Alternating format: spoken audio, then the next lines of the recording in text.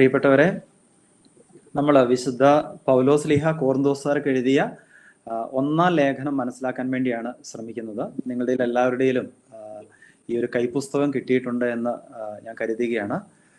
വിശുദ്ധ പൗലോസ്ലീഹ ഒരു pastoral theologian, ഒരു അജപാലന ദൈവശാസ്ത്രജ്ഞൻ എന്നുള്ള ആ ഒരു വിഷയം പൗലോസ്ലീഹയുടെ കോറിന്തോസുകാർക്ക് ഒന്നാം ലേഖനത്തെ ബേസ് ചെയ്തുകൊണ്ട് നമ്മൾ മനസ്സിലാക്കാനാണ് ശ്രമിക്കുന്നത്. അപ്പോൾ എനിക്ക് നിങ്ങൾ ഉപയോഗിക്കുന്ന പുസ്തകം എന്റെയിലും എനിക്ക് കിട്ടിയിട്ടുണ്ട്. അപ്പൊ അതിന്റെ ഒരു സമ്മറി ആയിരിക്കും ഈ ക്ലാസ്സിലൂടെ അവതരിപ്പിക്കാനായിട്ട് ശ്രമിക്കുന്നത്. അപ്പൊ തുടക്കത്തില് കോറിന്തോസിനെ കുറിച്ചും കോറിന്തോസിലെ സഭയെക്കുറിച്ചും ഒക്കെ ഒന്ന് മനസ്സിലാക്കാനായിട്ട് നമുക്ക് ആദ്യത്തെ കുറച്ച് മിനിറ്റുകൾ നമുക്ക് ഉപയോഗിക്കാം. കോറിന്തോസിലെ സഭയെക്കുറിച്ച് നമുക്ക് ആദ്യമായിട്ട് നമുക്ക് വിവരം ലഭിക്കുന്നത് പൗലോസ്ലീഹായുടെ പ്രേക്ഷിത യാത്രയെക്കുറിച്ച് പറയുന്ന ഘട്ടത്തിലാണ്.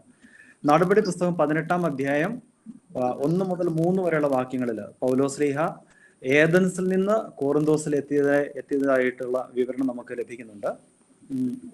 ഈ ലേഖനം, കോറിന്തോസുകാർക്ക് എഴുതിയ ലേഖനം പൗലോസ്ലീഹ എഴുതിയിരിക്കുന്നത് AD 50 അല്ലെങ്കിൽ 51 52 ഇടയ്ക്കോ ആയിരിക്കാം. അപ്പം AD 50 തുടക്കം എന്ന് നമുക്ക് ഇതിനെക്കുറിച്ച് കരുതാം. പൗലോസ്ലീഹ കോറിന്തോസിൽ എത്തിയപ്പോൾ അവിടെ പ്രിസ്ക, അക്വില തുടങ്ങിയ വ്യക്തികളുണ്ടായിരുന്നു. അപ്പം അവരുടെ ആതിഥേയത്വം പൗലോസ്ലീഹയ്ക്ക് ലഭിക്കുകയുണ്ടായി. അവര് ഈ പ്രേക്ഷിത വേലയിൽ പൗലോസ്ലീഹയെ വളരെയധികം സഹായിച്ചിട്ടുണ്ട്. അപ്പൊ കോറിന്തോസ് റോമൻ പട്ടണമായിരുന്നു. അപ്പൊ റോമൻ സംസ്കാരം ഉണ്ടായിരുന്ന ഒരു സ്ഥലമായിരുന്നു. റോമൻ സംസ്കാരം എന്ന് പറഞ്ഞാൽ റോമാക്കാരുടേതായിട്ടുള്ള ചില പ്രത്യേകതകൾ എല്ലാ പട്ടണങ്ങളിലും തന്നെയുണ്ട്. അതിന്റെ ചില പ്രധാനപ്പെട്ട കാര്യങ്ങളാണ് ഒരു തിയേറ്റർ. നമ്മളുടെ ആധുനിക സിനിമ തിയേറ്റർ എന്നുള്ള രീതിയിൽ മനസ്സിലാക്കേണ്ടതായിട്ടില്ല. അല്ലാതെ ഓപ്പൺ തിയേറ്റർ, അതായത് ഇവരുടെ മത്സരങ്ങളൊക്കെ അരങ്ങേറുന്ന, അല്ലെങ്കിൽ റോമൻ സംസ്കാരം റെട്ടറിക്കിന്, അതായത് പ്രസംഗത്തിന് വളരെയധികം പ്രാധാന്യം കൊടുത്തിരുന്ന ഒരു സമൂഹമായിരുന്നു. അപ്പൊ അവര് എങ്ങനെയാണ് ആധികാരികമായിട്ട് പ്രസംഗിക്കേണ്ടത് എന്ന് സ്കൂളിൽ പഠിച്ചിരുന്നു. നമ്മളിന്ന് സ്കൂളുകളിൽ പല വിഷയങ്ങൾ പഠിച്ചിരുന്നു എന്ന് പറയുന്നത് പോലെ റോമൻ സംസ്കാരത്തിൽ അവര് പ്രധാനമായിട്ടും പഠിച്ചിരുന്നു. ഒന്ന് തത്വശാസ്ത്രമായിരുന്നു, ഫിലോസഫി പഠിച്ചിരുന്നു. അതുപോലെ രണ്ടാമത്തെ കാര്യം റെട്ടറിക്, പ്രസംഗ കല അവർ പഠിച്ചിരുന്നു. അപ്പോൾ ഇങ്ങനെയുള്ള വലിയ സമ്മേളനങ്ങൾക്ക് വേണ്ടിയിട്ട് ഉപയോഗിച്ചിരുന്ന ഒരു സ്ഥലമായിരുന്നു തിയേറ്റർ എന്ന് പറയുന്നത്. പിന്നെ അതിനോട് ചേർന്ന് ഹിപ്പോദ്രിയോൺ എന്നറിയപ്പെടുന്ന ഈ മൃഗങ്ങളെ കൊണ്ടുള്ള മത്സരങ്ങൾക്ക് വേണ്ടി, അല്ലെങ്കിൽ ദ്വന്ദ്വ യുദ്ധങ്ങൾക്ക് വേണ്ടിയൊക്കെയുള്ള ഒരു സ്ഥലം ഉണ്ടായിരുന്നു. അപ്പൊ അതൊക്കെ എല്ലാ റോമൻ പട്ടണങ്ങളുടെയും അവിഭാജ്യ ഘടകമായിരുന്നു. അതുപോലെയുള്ള മറ്റൊരു ഘടകമായിരുന്നു അവർക്ക് പബ്ലിക് ആയിട്ടുള്ള കോമൺ ബാത്ത് എന്ന് പറയും. എന്ന് പറഞ്ഞാൽ ആളുകൾക്ക് കുളിക്കുക എന്നൊക്കെ പറയുന്ന ഒരു സോഷ്യലൈസേഷൻ കൂടിയായിരുന്നു. ആളുകൾക്ക് ഒരുമിച്ച് വരാൻ, വർത്താനം പറഞ്ഞിരിക്കാൻ, അവരുടെ ആശയങ്ങൾ പരസ്പരം കൈമാറ്റം ചെയ്യാൻ, ചർച്ചകൾ നടത്താൻ, ഒപ്പം അതിൻ്റെ കൂടെ അവർക്ക് കുളി അല്ലെങ്കിൽ മറ്റ് ഹൈജീനിക് ആയിട്ടുള്ള കാര്യങ്ങൾ ചെയ്യാൻ വേണ്ടിയൊക്കെയുള്ള കോമൺ ബാത്ത്. പിന്നെ ഇവർക്കുണ്ടായിരുന്ന മറ്റു കാര്യങ്ങളായിരുന്നു ലൈബ്രറി ഉണ്ടായിരുന്നു. കോറിന്തോസിന് ലൈബ്രറി ഉണ്ടായിരുന്നു. അതായത് ഗ്രീക്ക് സംസ്കാരത്തിൽ നിന്നാണ് റോമൻ സംസ്കാരം വരുന്നത്. കോറിന്തോസ് ഒക്കെ ഗ്രീക്ക് സംസ്കാരം ഏറ്റവും കൂടുതൽ ഉണ്ടായിരുന്ന സ്ഥലമായിരുന്നു. അപ്പോഴവിടെ അവര് അറിവിന് ഒത്തിരി പ്രാധാന്യം കൊടുത്തിരുന്നു. അപ്പൊ അറിവിന്റെ ഏറ്റവും വലിയ ഒരു സെന്റർ ആയിട്ടുണ്ടായിരുന്ന ഏഥൻസ് ആയിരുന്നു. ഏഥൻസ് ഈ കോറിന്തോസിൽ നിന്ന് അധികം ദൂരമില്ലാതിരുന്ന സ്ഥലമാണ്. അപ്പം ഏഥൻസ് ആയിരുന്നു അവരുടെ സാംസ്കാരിക കേന്ദ്രം എന്ന് പറയുന്നത്. ഇന്നത്തെ ഗ്രീസിലാണ് ഈ കോറിന്തോസും അതുപോലെ ഏഥൻസും ഒക്കെ ഉള്ളത്. ഈ കോറിന്തോസിന്റെയും പുരാതന പൗലോസ്ലീഹയുടെ കാലഘട്ടത്തിലുള്ള കോറിന്തോസിന്റെയും അതുപോലെ ഏഥൻസിന്റെയും ഒക്കെ അവശിഷ്ടങ്ങള് ഇപ്പോഴും സംരക്ഷിക്കപ്പെട്ടിട്ടുണ്ട്. ഇപ്പൊ ഈ ഏഥൻസിൽ വെച്ചാണ് പൗലോസ്ലീഹ അരയപ്പഗാസ് എന്ന സ്ഥലത്ത് വെച്ച് നടത്തുന്ന പ്രസംഗമൊക്കെ നടക്കുന്നത്. കോറിന്തോസിലെത്തിയ പൗലോസ്ലീഹ ഗ്രീക്കുകാരെയും അതുപോലെ യഹൂദരെയും ഒരുപോലെ ജ്ഞാനസ്നാനപ്പെടുത്തിയിട്ടുണ്ട്. കാരണം യഹൂദര് ലോകത്തിന്റെ പല ഭാഗങ്ങളിലായിട്ട് ചെതറി പാർത്തിരുന്നു. പൗലോസ്ലീഹ തന്നെ അങ്ങനെ ഒരു ഡയാസ്പറ എന്ന പേരിലാണ് അറിയപ്പെടുന്നത്. അതായത് ഇസ്രായേലിന് പുറത്തുള്ള യഹൂദർ താമസിക്കുന്ന സ്ഥലമാണ് ഡയാസ്പറ എന്ന് പറയുന്നത്. അപ്പൊ അങ്ങനെ ഡയാസ്പറയിൽ ജനിച്ച് വളർന്ന്, എന്നാൽ യഹൂദ നിയമം പഠിച്ച് പിന്നെ ക്രൈസ്തവ മതത്തിലേക്ക് മാനസാന്തരപ്പെട്ടു വന്ന ഒരു വ്യക്തിയായിരുന്നു പൗലോസ്ലീഹയും. അപ്പോൾ കോറിന്തോസിലും യഹൂദരും ഉണ്ടായിരുന്നു, ഗ്രീക്കുകാരും ഉണ്ടായിരുന്നു. അപ്പൊ കോറിന്തോസിലൊക്കെ പൗലോസ്ലീഹ പോയി ആദ്യം സുവിശേഷം പ്രസംഗിക്കാനായിട്ട് തുടങ്ങുന്നത് യഹൂദർ ഒരുമിച്ച് പാർത്തിരുന്ന സിനഗോഗുകളിലൊക്കെയാണ്. അപ്പൊ സിനഗോഗിൽ ഒരുമിച്ച് വരുമ്പോൾ അവരോട് സംസാരിക്കാൻ, അവരോട് വചനം ഉദ്ധരിച്ച് വചനം വ്യാഖ്യാനം സംസാരിക്കാനൊക്കെ വളരെ എളുപ്പമാണ്. അപ്പൊ ആ ഒരവസരം പൗലോസ്ലീഹ അതിമനോഹരമായിട്ട് വിനിയോഗിക്കുന്നുണ്ട്. അപ്പൊ അതുകൊണ്ടാണ് വളരെയധികം ക്രൈസ്തവ സഭാ വിഭാഗങ്ങളെ അദ്ദേഹത്തിന് രൂപപ്പെടുത്താനായിട്ട് സാധിച്ചത്. അപ്പോൾ കോറിന്തോസിലെ സഭയെ സ്ഥാപിച്ചത് അദ്ദേഹത്തിന്റെ രണ്ടാമത്തെ മിഷണറി യാത്രയുടെ ഭാഗമായിട്ടാണ്. അപ്പൊ അതിനെക്കുറിച്ചുള്ള സൂചന നമുക്ക് കോറിന്തോസർക്ക് എഴുതിയ 1-ാം ലേഖനം 4-ാം അധ്യായം 14-15 വാക്യങ്ങളിലും, അതുപോലെ നമ്മൾ ഓൾറെഡി പറഞ്ഞ നടപടി പുസ്തകം 18-ാമത്തെ അധ്യായത്തിൽ നമുക്ക് ലഭിക്കുന്നുണ്ട്.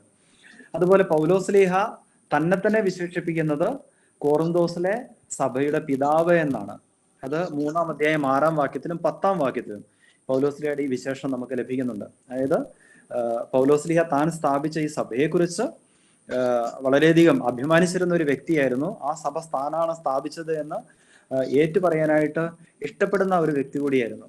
നടപടി പുസ്തകം 18-ാം അധ്യായം 18-ാം അധ്യായം 5 മുതൽ 7 വരെയുള്ള വാക്യങ്ങൾ അനുസരിച്ച്, അതുപോലെ തെസ്സലോനിക്കക്കാർക്ക് എഴുതിയ 1-ാം ലേഖനം 3-ാം അധ്യായം 1-2 വാക്യം അനുസരിച്ചും അദ്ദേഹം അവിടെ ഏകദേശം 1 വർഷവും 6 മാസവും താമസിച്ചാണ് കോറിന്തോസിലെ ഈ സഭയെ പടുത്തുയർത്തിയതെന്ന് നമുക്ക് കാണാനായിട്ട് പറ്റും.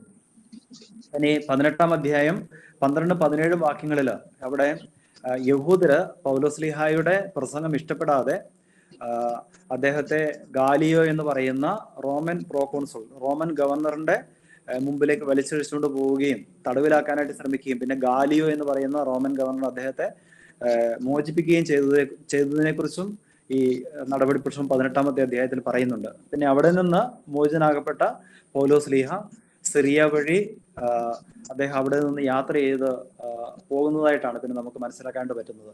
ഈ കോറിന്തോസ്യർക്ക് എഴുതിയ 1-ാം ലേഖനം ഇത് ഒരു വലിയൊരു ലേഖനം, പൗലോസ്ലീഹ എഴുതിയതിൽ റോമാക്കാർക്കുള്ള ലേഖനം കഴിഞ്ഞാൽ വലിപ്പമുള്ള ലേഖനമാണ് എന്ന് നമുക്ക് അറിയാലോ.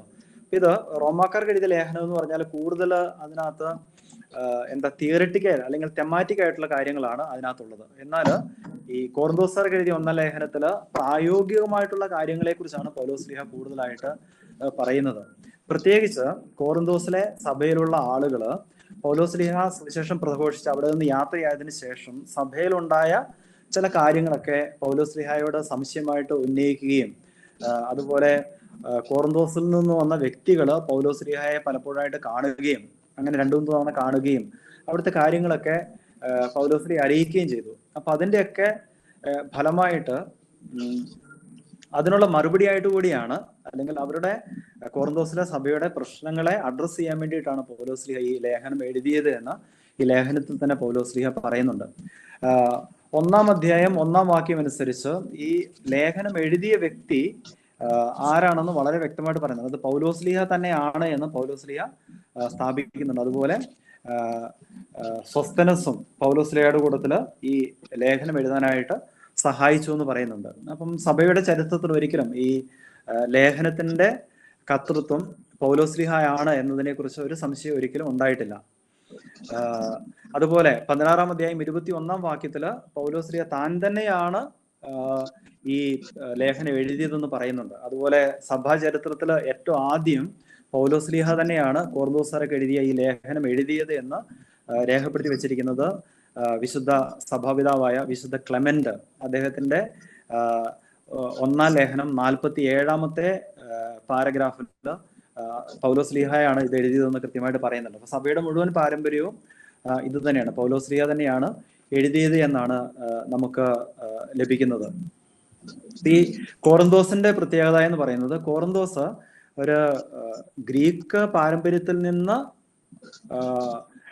റോമൻ സംസ്കാരത്തിലേക്ക് പ്രവേശിച്ച ഒരു പട്ടണമായിരുന്നു. അപ്പൊ അതുകൊണ്ട് തന്നെ കോറിന്തോസ് ധാരാളമായി വിജാതീയമായിട്ടുള്ള അമ്പലങ്ങളുള്ള, ഇത് വിജാതീയ ദേവന്മാർക്ക് വേണ്ടിയിട്ട് അമ്പലങ്ങളുള്ള ഒരു സ്ഥലമായിരുന്നു. അപ്പൊ അതുകൊണ്ട് തന്നെ അവിടുത്തെ ജനങ്ങളുടെ ജീവിതം ഈ അമ്പലങ്ങളുമായിട്ട് പല രീതിയിൽ ബന്ധപ്പെട്ടിരുന്നു. വിജാതീയരായിട്ടുള്ള ആൾക്കാരുടെ ജീവിത രീതി, അതുപോലെ അവിടെ ഇസ്മിയൻ എന്ന പേരിൽ അറിയപ്പെടുന്ന മത്സരങ്ങൾ അവിടെ നടന്നിരുന്നു. അതായത് കായിക മത്സരങ്ങൾ നടന്നിരുന്നു. അപ്പം ഗ്രീക്ക് സംസ്കാരത്തിലും അതിനുശേഷം വന്ന റോമൻ സംസ്കാരത്തിലും ഏറ്റവും പ്രധാനപ്പെട്ടത് ഒളിമ്പിയാഡ്, ഇന്ന് നമ്മൾ അറിയപ്പെടുന്ന ഒളിമ്പിക്സ് എന്ന് പറയുന്ന ഒരു മത്സരമായിരുന്നു. അത് കഴിഞ്ഞാലുള്ള ഏറ്റവും പ്രധാനപ്പെട്ട മത്സരമായിരുന്നു ഈ ഇസ്മിയൻ മത്സരക്കളികൾ. അത് എല്ലാ 2 വർഷത്തിലും ഒന്നായിരുന്നത് അരങ്ങേറിയിരുന്നത്. അതുപോലെ ഇതിനകത്ത് ധാരാളം അമ്പലങ്ങളുടെ അവശിഷ്ടങ്ങൾ, ഇന്ന് ഈ കോറിന്തോസിന്റെ പൗലോസ്ലിയുടെ കാലത്തുണ്ടായിരുന്ന കോറിന്തോസിന്റെ അവശിഷ്ടങ്ങൾ ഒരു ആർക്കിയോളജിക്കൽ പാർക്കായിട്ട്, ഒരു പുരാവസ്തു പാർക്കായിട്ട് നിലനിർത്തിയിട്ടുണ്ട്. അതിനകത്ത് ഈ പട്ടണത്തിന്റെയൊക്കെ അവശിഷ്ടങ്ങളൊക്കെ നമുക്ക് കാണാനായിട്ട് നമുക്ക് സാധിക്കും. അതുപോലെ ഈ പട്ടണത്തെക്കുറിച്ചുള്ള ഏകദേശം കുറച്ച് കാര്യങ്ങളൊക്കെ നമ്മളുടെ ഈ പുസ്തകത്തിന്റെ ഇൻട്രൊഡക്ഷനിൽ നമുക്ക് കാണാനായിട്ട് നമുക്ക് സാധിക്കും. അപ്പൊ അതുകൊണ്ട് ഒറ്റ വായനയിൽ അത് മനസ്സിലാക്കാവുന്ന കാര്യങ്ങൾ. അപ്പൊ അതുകൊണ്ട് കൂടുതലായിട്ട് നമുക്ക് പോകുന്നില്ല. നമുക്ക് ഈ ലേഖനത്തിന്റെയൊക്കെ ഉള്ളടക്കം നമുക്ക് മനസ്സിലാക്കാനായിട്ട് ശ്രമിക്കാം. അതില് ഈ ലേഖനത്തിന്റെ ഘടന നമ്മളൊന്ന് ചർച്ച ചെയ്യുന്നത് നല്ലതായിരിക്കും. ഇതിന് ഒരു ആമുഖമുണ്ട്. 1-ാം അധ്യായം 1 മുതൽ 3 വരെയുള്ള വാക്യങ്ങളിൽ ആരാണ് എഴുതിയത്? പൗലോസ്ലീഹായും സോസ്ഥനസും ചേർന്ന്. ആർക്കാണ് എഴുതിയത്? കോറിന്തോസിലെ സഭയ്ക്കാണ് എഴുതിയിരിക്കുന്നത്. പിന്നെ അതിന് ആശംസയാണ് അതിനകത്ത് വരുന്നത്. പിന്നെ 4 മുതൽ 9 വരെയുള്ള വാക്യങ്ങളിൽ പൗലോസ്ലീഹയുടെ എല്ലാ ലേഖനങ്ങളിലും ഈ ഒരു റെട്ടോറിക് സ്ട്രക്ചർ ഉണ്ട്. പൗലോസ്ലീഹ എഴുതിയിരിക്കുന്ന എല്ലാ ലേഖനങ്ങളിലും ഒരു ആമുഖമുണ്ട്, പിന്നെ ഒരു നന്ദി പറഞ്ഞുകൊണ്ടുള്ള ഒരു പ്രാർത്ഥനയുണ്ട്, പിന്നെ സന്ദേശം, എക്സോർഡിയം എന്ന് അത് ലത്തീൻ ഭാഷയിൽ പറയും. അതാണ് ഈ ലേഖനത്തിന്റെ ഏറ്റവും പ്രധാനപ്പെട്ട ഭാഗമെന്ന് പറയുന്നത്. അപ്പം അതിനുശേഷമാണ് ഈ എക്സോർഡിയം എന്ന് പറയുന്ന ഭാഗമാണ് നമ്മുടെ നന്ദി പ്രാർത്ഥന എന്ന രീതിയിൽ അവതരിപ്പിച്ചിരിക്കുന്നത്. അതിന്റെ വിശദീകരണമായിരിക്കും തുടർന്നു വരുന്ന ഭാഗത്ത് മുഴുവൻ കാണുന്നത്. അപ്പോൾ നമ്മൾ ഈ പുസ്തകത്തിലെ 3-ാമത്തെ ഭാഗമായിട്ട് സന്ദേശം 10-ാം അധ്യായം 1-ാം അധ്യായം 10-ാം വാക്യം മുതൽ 16-ാം അധ്യായം 12-ാം വാക്യം വരെയായിട്ട് നമുക്ക് ലഭിച്ചിരിക്കുന്നത് ഈ എക്സോർഡിയം എന്ന് പറയുന്ന 4 മുതൽ 9 വരെയുള്ള വാക്യങ്ങളുടെ വിശദീകരണമാണ് നമുക്ക് ലഭിച്ചിരിക്കുന്നത്. അപ്പൊ ഈ പ്രധാനപ്പെട്ട സന്ദേശം എന്നറിയപ്പെടുന്ന ആ ഭാഗത്തെ തന്നെ നമുക്ക് ഓരോ വിഷയമായിട്ട് നമുക്ക് തരംതിരിക്കാം. അതിൽ ആദ്യം 4 വരെയുള്ള അധ്യായങ്ങളിൽ സഭയുടെ ഐക്യത്തെക്കുറിച്ചാണ് പറയുന്നത്. 5-ഉം 6-ഉം അധ്യായങ്ങളിൽ ക്രൈസ്തവരുടെ ധാർമ്മികതയെക്കുറിച്ചാണ് പറയുന്നത്. പിന്നെ 7-ാം അധ്യായത്തിൽ കുടുംബജീവിതത്തെക്കുറിച്ച് പറയുന്നു. 8 മുതൽ 11 വരെയുള്ള അധ്യായങ്ങളിൽ സമൂഹ ജീവിതത്തെക്കുറിച്ച് പറയുന്നു. പിന്നെ 11 മുതൽ 14 വരെയുള്ള അധ്യായങ്ങളിൽ സഭ ഒരുമിച്ച് ചേരുമ്പോൾ ഉണ്ടാകുന്ന സഭയെക്കുറിച്ചുള്ള പ്രധാനപ്പെട്ട പ്രബോധനങ്ങളാണ് നമുക്ക് ലഭിക്കുന്നത്. പിന്നെ 15-ാമത്തെ അധ്യായത്തിൽ പുനരുദ്ധാനത്തിലുള്ള വിശ്വാസം, മരണാനന്തര ജീവിതത്തെക്കുറിച്ച് പറയുന്നു. പിന്നെ 16-ാമത്തെ അധ്യായത്തിലാണ് ഈ ലേഖനം അവസാനിക്കുന്നത്. അതിൽ ആദ്യത്തെ 4 വാക്യങ്ങളിൽ സാധുക്കൾക്ക് വേണ്ടിയുള്ള ധർമ്മശേഖരണത്തെക്കുറിച്ച്, പിന്നെ 5 മുതൽ 12 വരെയുള്ള വാക്യങ്ങളിൽ പൗലോസ്ലീഹായുടെ തുടർന്നുള്ള യാത്രാ പദ്ധതിയെക്കുറിച്ച്, കോറിന്തോസിലേക്ക് വരാനുള്ള ആഗ്രഹത്തെക്കുറിച്ചൊക്കെ പറയുന്നുണ്ട്. പിന്നെ 4-ാമത്തെ ഭാഗമാണ് സമാപനം. അത് 16-ാം അധ്യായം 13 മുതൽ 24 വരെയുള്ള വാക്യങ്ങൾ. അതെപ്പോഴും ഉപദേശങ്ങളും പിന്നെ വ്യക്തിപരമായിട്ടുള്ള അഭിവാദനങ്ങൾ, പിന്നെ അനുഗ്രഹവാക്യങ്ങളൊക്കെ പറഞ്ഞാണ് ലേഖനം അവസാനിപ്പിക്കുന്നത്. അപ്പോൾ ഈ പറയുന്ന ഒരു സ്ട്രക്ചർ ഇത് എല്ലാ ലേഖനങ്ങളിലും, പൗലോസ്ലീഹായുടെ എല്ലാ ലേഖനങ്ങളിലും നമുക്ക് കാണാനായിട്ട് പറ്റും. അപ്പൊ ഈ രണ്ടാമത് പറഞ്ഞിരിക്കുന്ന നന്ദി അല്ലെങ്കിൽ പ്രാർത്ഥന, ആ ഭാഗത്ത് എന്താണ് പ്രധാനമായിട്ട് പറയാൻ പോകുന്നത് അതിനെക്കുറിച്ച് പറഞ്ഞതിന് ശേഷം അതിന്റെ വിശദീകരണമായിരിക്കും പിന്നീട് ഈ ലേഖനത്തിൽ വരുന്ന പ്രധാനപ്പെട്ട കാര്യങ്ങളെല്ലാം തന്നെ. അപ്പോൾ ഞാൻ തുടക്കത്തിലെ പറഞ്ഞു, ഈ ലേഖനം എന്ന് പറയുന്നത് വളരെ പ്രായോഗികമാണ്. അതായത് കോറിന്തോസിലെ സഭയിലുണ്ടായിരുന്ന പ്രശ്നങ്ങളെ അഡ്രസ് ചെയ്യാൻ വേണ്ടിയിട്ട്, അതിൽ വിശ്വാസികളെ സഹായിക്കാൻ വേണ്ടിയിട്ട് പൗലോസ്ലീഹ ഉപയോഗിച്ചിരുന്ന അല്ലെങ്കിൽ പൗലോസ്ലീഹ പരിശ്രമിക്കുന്നതാണ് ഈ ലേഖനത്തിൽ നമുക്ക് കാണാനായിട്ട് പറ്റുന്നത്. അപ്പൊ ഈ ലേഖനം എഴുതാനായിട്ട് പൗലോസ്ലീഹയെ പ്രേരിപ്പിച്ചത് ഈ സഭയോടുള്ള പൗലോസ്ലീഹയുടെ അഗാധമായിട്ടുള്ള സ്നേഹമാണ്. അപ്പം ഈ സഭയുടെ, കോറിന്തോസിലെ സഭയുടെ പിതാവായിട്ട് പൗലോസ്ലീഹ തന്നെ കണക്കാക്കി. കാരണം അദ്ദേഹമാണല്ലോ ഈ സഭാ സമൂഹം സ്ഥാപിച്ചത്. അപ്പൊ അതുകൊണ്ട് തന്നെ ഒരു പിതാവ് മകന്റെ അല്ലെങ്കിൽ മകളുടെ വളർച്ചയിൽ എന്തുമാത്രം ശ്രദ്ധയും താല്പര്യം കാണിക്കുന്നുണ്ടോ അത്രയും താല്പര്യത്തോടെയും സ്നേഹത്തോടും കൂടെ ഈ കോറിന്തോസിലെ സഭയെ പിന്നീട് പൗലോസ്ലീഹ പിന്തുടരുന്നുണ്ട്, അവരെ സഹായിക്കുന്നുണ്ട്. അപ്പൊ അദ്ദേഹത്തിന്റെ ആ മനോഭാവത്തിന്റെ ഏറ്റവും കാണപ്പെടുന്ന അടയാളമാണ് ഈ കോറിന്തോസുകാർക്ക് എഴുതിയ 2 ലേഖനങ്ങൾ. അതില് ആദ്യത്തെ ആമുഖത്തില് ആദ്യത്തെ 3 വാക്യങ്ങളില് പൗലോസ്ലീഹായെ കുറിച്ചുള്ള ഐഡന്റിറ്റി നമുക്ക് ലഭിക്കും. ഇത് പൗലോസ്ലീഹ തന്നെ കുറിച്ച് തന്നെ പറയുന്നത് ദൈവേഷ്ട പ്രകാരം യേശുക്രിസ്തുവിന്റെ അപ്പസ്തോലനായി വിളിക്കപ്പെട്ട പൗലോസ് എന്നാണ് തന്നെ കുറിച്ച് തന്നെ പറയുന്നത്. അതായത് പൗലോസ്ലീഹ പറയുകയാണ്, താൻ അപ്പസ്തോലനായിരിക്കുന്നത് തൻ്റെ ഒരു തെരഞ്ഞെടുപ്പ് ആയിരുന്നില്ല, മറിച്ച് ദൈവത്തിന്റെ ഇഷ്ടം അനുസരിച്ചായിരുന്നു. അതായത് ദൈവം തെരഞ്ഞെടുത്തത് കൊണ്ടാണ് താൻ അപ്പസ്തോലനായിരിക്കുന്നത്. അതുപോലെ പൗലോസ്ലീഹായുടെ തന്നെ കുറിച്ചുള്ള വലിയ ബോധ്യം എന്ന് പറയുന്നത് യേശുക്രിസ്തുവിന്റെ അപ്പസ്തോലനാണ്. ഈ അപ്പസ്തോലനാകാനുള്ള വിളി തനിക്കുണ്ട്. ഇത്രയും കാര്യങ്ങൾ പൗലോസ്ലീഹ തന്നെ കുറിച്ച് തന്നെ പറയുകയാണ്. ഒന്ന്, ദൈവത്തിന്റെ പദ്ധതി പ്രകാരമാണ് താൻ ഈ കോറിന്തോസിലെ സഭയ്ക്ക് വേണ്ടിയിട്ട് അല്ലെങ്കിൽ സുവിശേഷ പ്രഘോഷണത്തിന് വേണ്ടിയിട്ട് തിരഞ്ഞെടുക്കപ്പെട്ടിരിക്കുന്നത്. പിന്നെ താൻ യേശുക്രിസ്തുവിൻ്റെതാണ്. ഇപ്പം ഈശോയല്ലാതെ തൻ്റെ ജീവിതത്തിന് മറ്റൊരു അടിസ്ഥാനമില്ല. ഒപ്പം താൻ അപ്പസ്തോലനാണ് എന്നുള്ള വലിയൊരു ബോധ്യം പൗലോസ്ലീഹായ്ക്ക് ഉണ്ടായിരുന്നു. അപ്പോൾ ഈ അപ്പസ്തോലൻ എന്നുള്ള ഒരു ബോധ്യം വളരെ പ്രധാനപ്പെട്ടതാണ്. കാരണം നമുക്കറിയാം, അപ്പസ്തോലൻ എന്ന പേര് നൽകപ്പെടുന്നത് ഈശോ തെരഞ്ഞെടുത്ത 12 പേർക്കാണ്. യൂദാസ് നഷ്ടപ്പെട്ടു, അതിനു പകരം മത്തിയാസ് തെരഞ്ഞെടുക്കപ്പെട്ടു. പിന്നീട് സഭയുടെ ചരിത്രത്തിൽ അപ്പസ്തോലൻ എന്ന പേരിൽ പൊതുവായി അംഗീകരിക്കപ്പെടുകയും ആദരിക്കപ്പെടുകയും ചെയ്യുന്ന ഈ 12 തെരഞ്ഞെടുക്കപ്പെട്ട വ്യക്തികളാണ്. അവരുടെ സ്ഥാനത്തേക്ക് പൗലോസ്ലീഹ തന്നെ അവരോധിക്കുകയാണ്. അത് പരിപൂർണ ബോധ്യത്തോടു കൂടിയാണ് പൗലോസ്ലീഹ ചെയ്യുന്നത്. കാരണം തന്നെ യേശു നേരിട്ട് വിളിച്ചു എന്നും ഈശോയിൽ നിന്ന് താൻ സാക്ഷിയായെന്നും പൗലോസ്ലീഹയ്ക്ക് വലിയൊരു ബോധ്യം ഉണ്ടായിരുന്നു. അപ്പം ആ ഒരു ബോധ്യത്തിൽ നിന്നാണ് പൗലോസ്ലീഹ അപ്പസ്തോലനാകാനായിട്ട്, അല്ലെങ്കിൽ അപ്പസ്തോലൻ എന്നുള്ള തൻ്റെ പദവിയെ പൗലോസ്ലീഹ കാണുന്നത്, അത് സഭാ സമൂഹത്തോട് ഉറപ്പിച്ച് പറയുകയും ചെയ്യുന്നത്. പിന്നെ വിളിക്കപ്പെട്ട എന്ന് പറയുന്ന ആ ഒരു വാക്ക് പൗലോസ്ലീഹയുടെ അപ്പസ്തോലിക ശുശ്രൂഷ ദൈവം നിയോഗിച്ചതാണ് എന്നുള്ള വലിയൊരു അദ്ദേഹത്തിന്റെ ബോധ്യമാണ് കാണിക്കുന്നത്. പിന്നെ ഇവിടെ ശ്രദ്ധിക്കേണ്ട മറ്റൊരു കാര്യം, തൻ്റെ കൂടെ പ്രവർത്തിച്ച എല്ലാവരെയും പൗലോസ്ലീഹ ആദരിക്കുകയും അംഗീകരിക്കുകയും അവരുടെ അധ്വാനത്തെ വിലമതിക്കുകയും ചെയ്യുന്നുണ്ട്. അതുകൊണ്ടാണ് സഹോദരനായ സൊസ്തേനോസിനെ അദ്ദേഹം ഇവിടെ ചേർക്കുകയൊക്കെ ചെയ്യുന്നത്. അപ്പോൾ യേശുക്രിസ്തുവിലുള്ള തൻ്റെ വിളിയുടെ ഭാഗമായിട്ട് തന്നെ, അല്ലെങ്കിൽ തൻ്റെ അപ്പസ്തോല ശുശ്രൂഷയുടെ ഭാഗമായിട്ട് തന്നെ സൊസ്തേനേസിനെയും കാണാനായിട്ട് അദ്ദേഹത്തിന് സാധിച്ചിരുന്നു. ഇനി ആർക്കു വേണ്ടിയാണ് പൗലോസ് എഴുതുന്നത്? കോറിന്തോസിലുള്ള സഭയ്ക്ക്. അവരുടെ പ്രത്യേകതയാണ്, അവർ വിശുദ്ധരാകാൻ വിളിക്കപ്പെട്ടവരാണ്. അപ്പം കോറിന്തോസിലെ സഭ വിശുദ്ധരാകാൻ വിളിക്കപ്പെട്ടു എന്ന് പറഞ്ഞാൽ, ഇപ്പം വിശുദ്ധീകരിക്കുക എന്നതിന് അനോയിന്റിങ് എന്ന് പറയുന്ന, അല്ലെങ്കിൽ അഭിഷേകം ചെയ്യുക എന്നുള്ള ഒരു പദമാണ് ഉപയോഗിക്കുന്നത്. അപ്പൊ വിശുദ്ധീകരിക്കുക അല്ലെങ്കിൽ വിശുദ്ധരാകാൻ വിളിക്കപ്പെടുക എന്ന് പറഞ്ഞാൽ ദൈവത്തിന് വേണ്ടി വേർതിരിക്കപ്പെടുക എന്നാണ് അതിന്റെ അർത്ഥം. അത് ദൈവത്തിന് വേണ്ടി മാത്രം വേർതിരിക്കപ്പെട്ടിരിക്കുന്നവരാണ് കോറിന്തോസിലെ സഭ. അവരുടെയും നമ്മുടെയും കർത്താവായ യേശുക്രിസ്തുവിന്റെ നാമം എല്ലായിടത്തും വിളിച്ചപേക്ഷിക്കുന്നതിനും നമ്മുടെ പിതാവായ ദൈവത്തിൽ നിന്നും കർത്താവായ യേശുക്രിസ്തുവിൽ നിന്നും കൃപയും സമാധാനവും. ഇവിടെ പൗലോസ്ലീഹ AD 50കളിലാണ് ഈ ലേഖനം എഴുതിയതെന്ന് പറഞ്ഞു. അപ്പൊ അതിനോടടുത്ത വർഷങ്ങളിലാണ് പൗലോസ്ലീഹ ഈ സഭാ സമൂഹത്തെ സ്ഥാപിച്ചിരിക്കുന്നത്. അപ്പോൾ യഹൂദ മതത്തിൽ നിന്നാണ് പൗലോസ്ലീഹ ക്രൈസ്തവ വിശ്വാസത്തിലേക്ക് കടന്നു വന്നിരിക്കുന്നത്. യഹൂദ മതത്തിൽ വിശ്വസിക്കുന്ന ആളുകളെ സംബന്ധിച്ചിടത്തോളം യഹോവ മാത്രമാണ് സത്യദൈവം. അപ്പൊ അവർ യഹോവയുടെ നാമമാണ് വിളിച്ചപേക്ഷിച്ച് പ്രാർത്ഥിക്കുന്നത്. അതായത് യഹോവ എന്നുള്ള പേര് യഹൂദർ ഉച്ചരിക്കത്തില്ലായിരുന്നു. അപ്പം ദൈവനാമത്തിൽ അല്ലെങ്കിൽ വിശുദ്ധ നാമത്തിൽ എന്നൊക്കെയാണ് അവർ പറഞ്ഞത്. ഷേം എന്നുള്ള വാക്കാണ് നാമം എന്നതിന്റെ ഹീബ്രു പദം. ഈ ഷേം എന്നുള്ള പദം ഹഷേം, ദ നെയിം, ആ പേര് ദ നെയിം, അത് ദൈവത്തിന് പകരമായിട്ട് നിൽക്കുകയാണ്. അപ്പം ദൈവത്തിന്റെ നാമം വിളിച്ച് അപേക്ഷിക്കുക എന്ന് പറഞ്ഞാൽ ദൈവത്തെ ആരാധിക്കുക എന്നാണ് അർത്ഥം.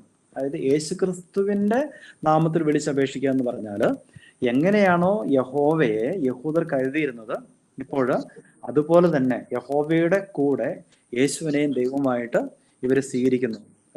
ക്രിസ്തുവിനെ ഈശോയെ മിശിഹായായിട്ട് സ്വീകരിക്കുന്നു എന്നുള്ള വലിയൊരു ബോധ്യം കൂടി പൗലോസ്ലീഹായുടെ ഈ പ്രാർത്ഥനയിൽ ഉപയോഗിക്കുന്നുണ്ട്. ഇനി കോറിന്തോസിലെ സഭ എന്ന് പറയുന്നതിന് സഭയ്ക്ക് വേണ്ടിയിട്ട് ഉപയോഗിക്കുന്ന ഒരു ഗ്രീക്ക് പദം എക്ലേസ്യ എന്നുള്ള പദമാണ്. ഈ എക്ലേസ്യ അത് വരുന്നത് കെഹല എന്ന് പറയുന്ന ഒരു ഗ്രീക്ക് ഒരു ഹീബ്രു പദമുണ്ട്. അതിന്റെ ഗ്രീക്ക് തർജ്ജമയാണ് എക്ലേസ്യ എന്ന് പറയുന്നത്. പഴയ നിയമത്തിൽ എക്ലേസ്യ എന്നുള്ള പദം പല പ്രാവശ്യം ആവർത്തിക്കപ്പെടുന്നുണ്ട്. അവിടെയെല്ലാം ഈ എക്ലേസ്യ എന്ന് പറയുന്ന ഈ പദം അത് ദൈവത്തിന്റെ ഹിതം അറിയാൻ വേണ്ടി അല്ലെങ്കിൽ പ്രാർത്ഥിക്കാൻ വേണ്ടി ഒരുമിച്ച് കൂടിയ യഹൂദരുടെ സമൂഹത്തെ സൂചിപ്പിക്കാൻ വേണ്ടിയിട്ടാണ് ഈ പദം ഉപയോഗിക്കപ്പെട്ടിരുന്നത്. ഇപ്പൊ അതേ പദം തന്നെ വിശുദ്ധ മത്തായിയുടെ സുവിശേഷത്തിലും പൗലോസ്ലീഹയുടെ ലേഖനങ്ങളിലും തിരുസഭയെ സൂചിപ്പിക്കാൻ വേണ്ടി ഉപയോഗിക്കപ്പെട്ടിരിക്കുകയാണ്. ഇപ്പം എക്ലേസിയ എന്ന് പറഞ്ഞാൽ വിളിച്ചു കൂട്ടപ്പെട്ടത് എന്നാണ് ഈ പദത്തിന്റെ അർത്ഥം. അതായത് ദൈവത്താൽ വിളിച്ചു കൂട്ടപ്പെട്ട ഒരു സമൂഹമാണ് സഭ. അതുകൊണ്ട് തന്നെ ഇത് ദൈവികമാണ്. അപ്പൊ ഇതിന്റെ ദൈവിക പദ്ധതി അനുസരിച്ചുള്ള ഒരു സംവിധാനമാണ് ഈ വിശുദ്ധ സഭ എന്നുള്ള തൻ്റെ ബോധ്യം കൂടിയാണ് ഈ കോറിന്തോസിലെ ക്രൈസ്തവ സമൂഹത്തെ സഭ എന്ന് വിളിക്കുമ്പോൾ പൗലോസ്ലീഹ വ്യക്തമാക്കുന്നത്. ഇനി അവർക്ക് പൗലോസ്ലീഹ ആശംസ കൊടുക്കുകയാണ്. കർത്താവിന്റെ കൃപയും സമാധാനം നിങ്ങളുടെ കൂടെ ഉണ്ടായിരിക്കട്ടെ എന്ന് പറയുകയാണ്. പിതാവായ ദൈവത്തിൽ നിന്നും കർത്താവായ യേശു ക്രിസ്തുവിൽ നിന്നും കൃപയും സമാധാനവും ഉണ്ടാകട്ടെ എന്ന് പറയുകയാണ്. അപ്പൊ ശരിക്ക് എന്താണ് കൃപ എന്ന് പറയുന്നത്? കൃപയെ സൂചിപ്പിക്കാൻ വേണ്ടി ഹാരിസ് എന്ന് പറയുന്ന ഒരു ഗ്രീക്ക് പദമാണ് ഉപയോഗിക്കുന്നത്. അത് വരുന്നത് കൃപ എന്ന് പറഞ്ഞാൽ ദൈവത്തിൽ നിന്ന് ദാനമായിട്ട് യേശു ക്രിസ്തുവിൽ നമുക്ക് ലഭിച്ചിരിക്കുന്ന രക്ഷയാണ്. അപ്പം ഈ രക്ഷയെ കാണിക്കാൻ വേണ്ടിയിട്ടാണ് കൃപ എന്നുള്ള വാക്ക് ഉപയോഗിച്ചിരിക്കുന്നത്. അതായത് പിതാവായ ദൈവം യേശു ക്രിസ്തുവിലൂടെ നമുക്ക് തന്നിരിക്കുന്ന രക്ഷ, അത് യേശുക്രിസ്തുവിന്റെ ജീവിതമാണ്, ഈശോയുടെ മനുഷ്യത്വമാണ്, ഈശോയുടെ ദൈവത്വമാണ്, ഈശോയുടെ കുരിശിലെ സഹനത്തിന്റെ രക്ഷാകരമായിട്ടുള്ള ഫലങ്ങളാണ്, അതുപോലെ അവിടുത്തെ തിരുവുദ്ധാനത്തിന്റെ ശക്തിയാണ്. ഇതെല്ലാം കൂടി ചേരുന്നതാണ് കൃപ എന്ന് പറയുന്നത്. അതുപോലെ തരുന്ന മറ്റൊരു കാര്യമാണ് സമാധാനം. അപ്പൊ ഉദ്ധിതനായ ഈശോ ശിഷ്യന്മാർക്ക് പ്രത്യക്ഷപ്പെടുമ്പോൾ ഒക്കെ ആദ്യം പറയും നിങ്ങൾക്ക് സമാധാനം എന്നാണ്. ഈ സമാധാനം എന്ന പദത്തിന്റെ അർത്ഥം അല്ല, അതിന്റെ ഗ്രീക്ക് പദം ഐറേന എന്ന് പറയുന്ന ഒരു വാക്കാണ്. ഇത് ഹീബ്രു പദമായ ഷലോം എന്ന് പറയുന്ന വാക്കിൽ നിന്നാണ് വരുന്നത്.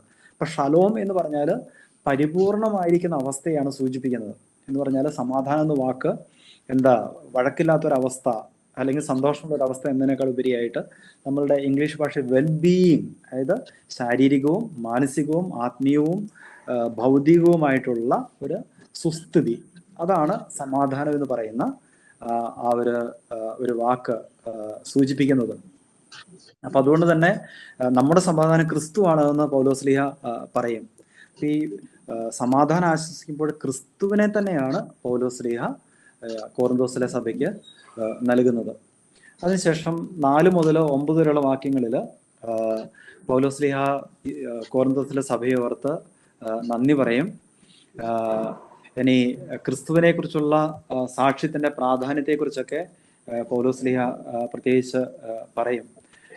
7-ാമത്തെ വാക്യം, അത് നമ്മുടെ കർത്താവ് യേശുക്രിസ്തുവിന്റെ വെളിപാട് കാത്തിരിക്കും നിങ്ങൾക്ക് കൃപാവരങ്ങളിൽ ഒന്നിനും കുറവില്ല. നമ്മുടെ കർത്താവ് യേശുക്രിസ്തുവിന്റെ ദിനത്തിൽ നിങ്ങൾ കുറ്റമറ്റവരാകേണ്ടതിന് അവൻ നിങ്ങളെ അവസാനം വരെ ഉറപ്പിച്ചു നിർത്തും. ഇപ്പൊ ഈ പൗലോസ്ലീഹ ഈ ലേഖനം എഴുതുന്നതിന്റെ ലക്ഷ്യം എന്ന് പറയുന്നത് കോറിന്തോസിലെ സഭാ സമൂഹത്തെ അവരുടെ എല്ലാ കുറ്റങ്ങളിൽ നിന്നും കുറവുകളിൽ നിന്നും അവരെ മോചിപ്പിച്ച്, അല്ലെങ്കിൽ ക്രിസ്തുവിന് വേണ്ടി മാറ്റി നിർത്തപ്പെട്ട അവരുടെ ആ അവസ്ഥ അതിൽ നിലനിന്നുകൊണ്ട് ക്രിസ്തുവിന് യോഗ്യതയുള്ള സമൂഹമായിട്ട് മാറാൻ അവരെ സഹായിക്കാൻ വേണ്ടിയാണ് പൗലോസ്ലീഹ ഈ ലേഖനം എഴുതുന്നത്. അത് മാത്രമല്ല, തനിക്ക് കിട്ടിയിരിക്കുന്ന പാരമ്പര്യം, അതായത് ക്രിസ്തുവിനെ കുറിച്ചുള്ള സാക്ഷ്യം, അത് കൈമാറ്റം ചെയ്ത് അവർക്ക് കൊടുക്കാൻ വേണ്ടി കൂടിയാണ് പൗലോസ്ലീഹ ഈ ലേഖനം എഴുതുന്നത്. അതായത് സാക്ഷ്യം നൽകാൻ, അതായത് മർത്തുരേയോ എന്ന് പറയുന്ന ഒരു വെർബാണ് അവിടെ ഉപയോഗിക്കുന്നത്. അതായത് സാക്ഷ്യം നൽകുക എന്ന് പറഞ്ഞാൽ ചുമ്മാ വാക്കുകൊണ്ട് പ്രഘോഷിക്കുന്നതിനൊക്കെ ഉപരിയായിട്ട് തൻ്റെ തന്നെ വ്യക്തിത്വം, പൗലോസ്ലീഹ ഈ കോറിന്തോസിലെ സമൂഹത്തിന്റെ കൂടെ ആയിരുന്നപ്പോൾ അദ്ദേഹത്തിന്റെ ജീവിതം തന്നെയായിരുന്നു ഏറ്റവും വലിയ പ്രഘോഷണം എന്ന് പറയുന്നത്. പൗലോസ്ലീഹ പറയുന്നുണ്ട്, സുവിശേഷം പ്രഘോഷിക്കുക എന്നത് തൻ്റെ അവകാശമാണ്. എന്നാൽ ഈ സുവിശേഷം പ്രഘോഷിക്കാനായിട്ട് ഒരിക്കലും അവർക്ക് ബുദ്ധിമുട്ടുണ്ടാകാതിരിക്കാനായിട്ട് താൻ ശ്രദ്ധിച്ചിരുന്നു എന്നും ഒരിക്കലും അവരിൽ നിന്ന് ഔദാര്യം സ്വീകരിച്ചില്ല എന്നും ഒക്കെ പറഞ്ഞുകൊണ്ടാണ് തൻ്റെ സുവിശേഷ വേലയെക്കുറിച്ച് പൗലോസ്ലീഹ പറഞ്ഞത്. അപ്പൊ പൗലോസ്ലീഹ തന്നെ ഒരു സാക്ഷ്യമായിരുന്നു. അപ്പൊ അതായത് സാക്ഷ്യം നൽകുക എന്ന് പറഞ്ഞാൽ വെറും പ്രഘോഷണം കൊണ്ട് മാത്രമല്ല, തൻ്റെ ജീവിതം കൊണ്ടും പൗലോസ്ലീഹ സുവിശേഷത്തിന് സാക്ഷിയായിട്ട് മാറി. അതുപോലെ അവരെ വിളിച്ചിരിക്കുന്ന കോറിന്തോസിലെ സഭയെ വിളിച്ചിരിക്കുന്ന ദൈവത്തിന്റെ വിശ്വസ്തതയെക്കുറിച്ചും 9-ാമത്തെ വാക്യത്തില് പറയുന്നുണ്ട്. അപ്പം ദൈവത്തിന്റെ വിശ്വസ്തത എന്ന് പറഞ്ഞാൽ തിരുവചനത്തിലുടനീളം നമുക്ക് ദൈവത്തെക്കുറിച്ച് ലഭിക്കുന്ന ദൈവത്തിന്റെ ഏറ്റവും വലിയ പ്രത്യേകതയാണ്. അതായത് ഉടമ്പടി വിശ്വസ്തത പാലിക്കുന്നവനാണ് ദൈവം. ഇസ്രായേലിന് കൊടുത്തിരിക്കുന്ന ഉടമ്പടി ദൈവം ഒരിക്കലും പിൻവലിക്കുന്നില്ല. ആ ഉടമ്പടിയുടെ പൂർത്തീകരണമാണ് യേശുക്രിസ്തുവിൽ സംഭവിക്കുന്നത്. മനുഷ്യൻ അവിശ്വസ്തനായിരുന്നാലും ദൈവം എപ്പോഴും വിശ്വസ്തൻ. അപ്പം ദൈവത്തിന്റെ ഉടമ്പടി വിശ്വസ്തതയുടെ തെളിവാണ് ഇപ്പോൾ കോറിന്തോസിലെ ക്രൈസ്തവ സമൂഹം. യേശുക്രിസ്തുവിൽ അവര് പ്രത്യേകമായിട്ട് തെരഞ്ഞെടുക്കപ്പെട്ടിരിക്കുകയാണ്. അപ്പൊ ഈ സഭയിൽ എല്ലായ്പ്പോഴും ഒരു കൂട്ടായ്മ ഉണ്ടാകണം എന്ന് പൗലോസ്ലീഹ പറയുകയാണ്. അപ്പോൾ ഈ കൂട്ടായ്മ ഉണ്ടാകണമെന്ന് പൗലോസ്ലീഹ പറയുമ്പോഴേക്കും ഈ സഭയിലുള്ള പ്രശ്നത്തെക്കുറിച്ചുള്ള ഒരു സൂചന കൂടി നമുക്കിവിടെ ലഭിക്കുന്നുണ്ട്. 10 മുതൽ 1-ാം അധ്യായം 10-ാം വാക്യം മുതൽ 4-ാം അധ്യായം 21-ാമത്തെ വാക്യം വരെയുള്ള സ്ഥലത്ത് സഭയിലുള്ള പ്രശ്നങ്ങളെ കുറിച്ചുള്ള സൂചനകളാണ് നമുക്ക് ലഭിക്കുന്നത്. അപ്പം ഏറ്റവും പ്രധാനപ്പെട്ട സഭയിലുണ്ടായിരുന്ന ഏറ്റവും പ്രധാനപ്പെട്ട പ്രശ്നം എന്ന് പറയുന്നത് സഭാംഗങ്ങൾക്കിടയിലുള്ള അനൈക്യമാണ്. അവർക്കിടയിലുള്ള ഭിന്നതയാണ് സഭയെ നേരിട്ടിരുന്ന ഏറ്റവും വലിയ പ്രശ്നം എന്ന് പറയുന്നത്. അപ്പോൾ അതുകൊണ്ട് തന്നെ ഈ അനൈക്യത്തിൽ നിന്ന് പുറത്തു വരാനായിട്ട്, അതായത് ക്രിസ്തു ഐക്യമാണ്, ക്രിസ്തുവിന്റെ ശരീരമാണ് കോറിന്തോസിലെ സഭ. അപ്പൊ ആ സഭയിലെ അംഗങ്ങള് ഈ ശരീരത്തിലെ അവയവങ്ങളാണ്. ഈ അവയവങ്ങൾ തമ്മിൽ പരസ്പരം ഐക്യത്തിൽ മുന്നോട്ട് പോകണമെന്ന് പൗലോസ്ലീഹ ഈ സഭാംഗങ്ങളെ പഠിപ്പിക്കുകയാണ്. അപ്പം എന്താണ് സഭയിലെ ഭിന്നതയെ കാണിക്കാൻ വേണ്ടിയിട്ട് പൗലോസ്ലീഹ ഉപയോഗിക്കുന്നത്? സ്കിസ്മ എന്ന് പറയുന്ന ഒരു വാക്കാണ് ഇവിടെ ഭിന്നതയെ സൂചിപ്പിക്കാൻ വേണ്ടി ഉപയോഗിക്കുന്നത്. അപ്പം ഇത് ചുമ്മാ ഒരു അഭിപ്രായ വ്യത്യാസം മാത്രമല്ല, മറിച്ച് ഇവർക്കിടയിലുള്ള വളരെ പരസ്പരം അഭിമുഖീകരിക്കാൻ സാധിക്കാത്ത രീതിയിൽ ഇവർക്കിടയിലുള്ള ഒരു കൂട്ടായ്മയ്ക്ക് വിരുദ്ധമായിട്ടുള്ള ഒരു അവസ്ഥയാണ് ഈ സ്കിസ്മ എന്ന് പറയുന്ന വാക്ക് സൂചിപ്പിക്കുന്നത്. അപ്പൊ അതുകൊണ്ട് തന്നെ ഈ ആദ്യ അധ്യായങ്ങളിൽ എൻ്റെ സഹോദരരെ എന്ന് 39 തവണ ഈ കോറിന്തോസർക്കുടെ ലേഖനത്തിൽ പൗലോസ്ലീഹ ഉപയോഗിക്കുന്നുണ്ട്. അപ്പോൾ ഈ സഹോദരരെ എന്ന് ഇവരെ വീണ്ടും വീണ്ടും വിളിക്കുമ്പോൾ അവർക്കിടയിൽ ഐക്യം ആവശ്യമാണ്. കാരണം അവർ ക്രിസ്തുവിൽ ഇവരെല്ലാവരും, കോറിന്തോസിലെ സഭാംഗങ്ങളെല്ലാവരും സഹോദരന്മാരാണ്. അപ്പോൾ അത് അവരെ ഓർമ്മപ്പെടുത്താൻ വേണ്ടിയിട്ടായിരിക്കും ഒരുപക്ഷെ പൗലോസ്ലീഹയുടെ ലേഖനങ്ങളിലൊക്കെ വെച്ച് നോക്കുമ്പോൾ ഏറ്റവും കൂടുതൽ സഹോദരരെ, അദൽഫോയ് എന്ന് പറയുന്ന ഒരു ഗ്രീക്ക് വാക്കാണ്. ഇത് ഏറ്റവും കൂടുതൽ ഉപയോഗിക്കുന്നത് കോറിന്തോസർക്ക് എഴുതിയ 1-ാം ലേഖനത്തിലാണ്. ഇനി ഐക്യത്തിലേക്ക് വരാൻ വേണ്ടിയിട്ട് അവര് 4 കാര്യങ്ങളാണ് ചെയ്യേണ്ടത്. ഏതൊക്കെയാണ് 4 കാര്യങ്ങൾ? അതിൽ 1, അവർക്കിടയിൽ സ്വരച്ചേർച്ച ഉണ്ടാകണം. 2, അവർക്കിടയിൽ ഐക്യം ഉണ്ടാകണം. പിന്നെ ഏക മനസ്സുണ്ടാകണം.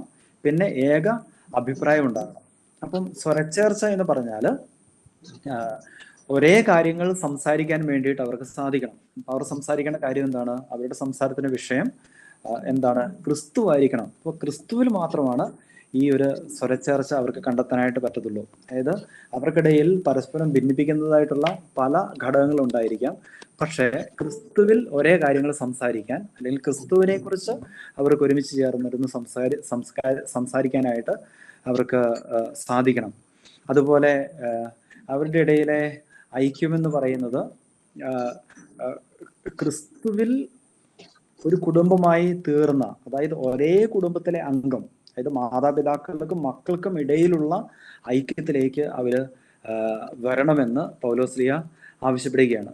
അപ്പം അതിന് ചേരുന്ന, അതായത് ഈ ഐക്യത്തിലാവുക എന്ന് പറഞ്ഞാൽ ഇവിടെ ഉപയോഗിക്കുന്നത് കത്തർത്തിക്സോ എന്ന് പറയുന്ന ഒരു ഗ്രീക്ക് വെർബാണ് ഉപയോഗിക്കുന്നത്. കത്തർത്തിക്സോ എന്ന് പറഞ്ഞാൽ ആദ്യം ഉണ്ടായിരുന്ന അവസ്ഥയിലേക്ക് തിരിച്ചെത്തിക്കുക എന്നുള്ള ഒരു അർത്ഥം കൂടിയുണ്ട്. അതായത് ആദ്യം ഉണ്ടായിരുന്ന അവസ്ഥയിലേക്ക് തിരിച്ചെത്തിക്കുക, അല്ലെങ്കിൽ വീണ്ടും പണിതുയർത്തുക, ഇങ്ങനെയൊക്കെയാണ് ഇതിനർത്ഥം. അതായത് കോറിന്തോസിലെ സഭയ്ക്ക് പൗലോസ്ലീഹ ഈ സഭാ സമൂഹത്തെ സ്ഥാപിച്ചപ്പോൾ അവർക്കിടയിൽ ഒരു ഐക്യം ഉണ്ടായിരുന്നു. ആ ഐക്യത്തിലേക്ക് ഇവർ വീണ്ടും തിരിച്ചു വരണം എന്നുള്ള വലിയൊരു സന്ദേശമാണ് പൗലോസ്ലീഹ ഈ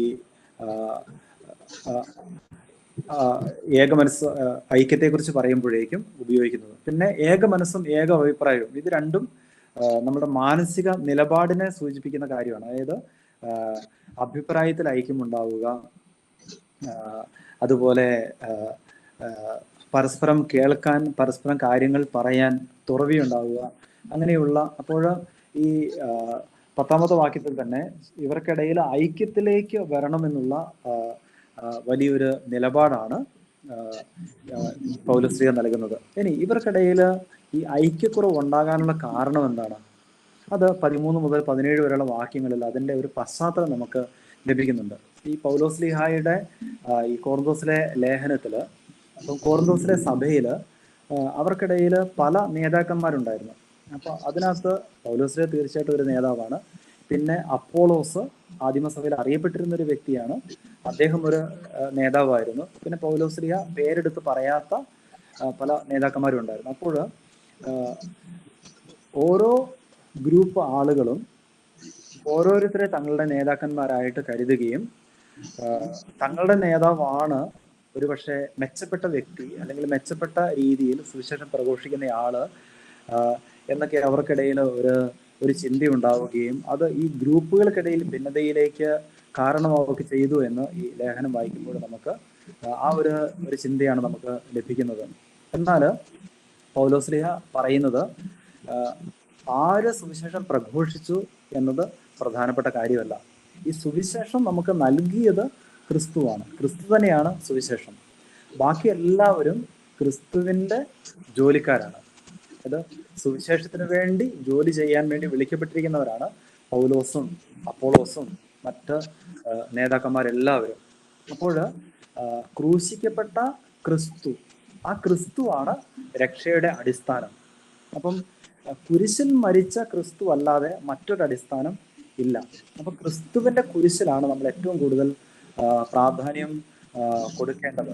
അതായത് സഭയുടെ തന്നെ സത്ത ക്രിസ്തുവിന്റെ കുരിശിലെ മരണമാണ്.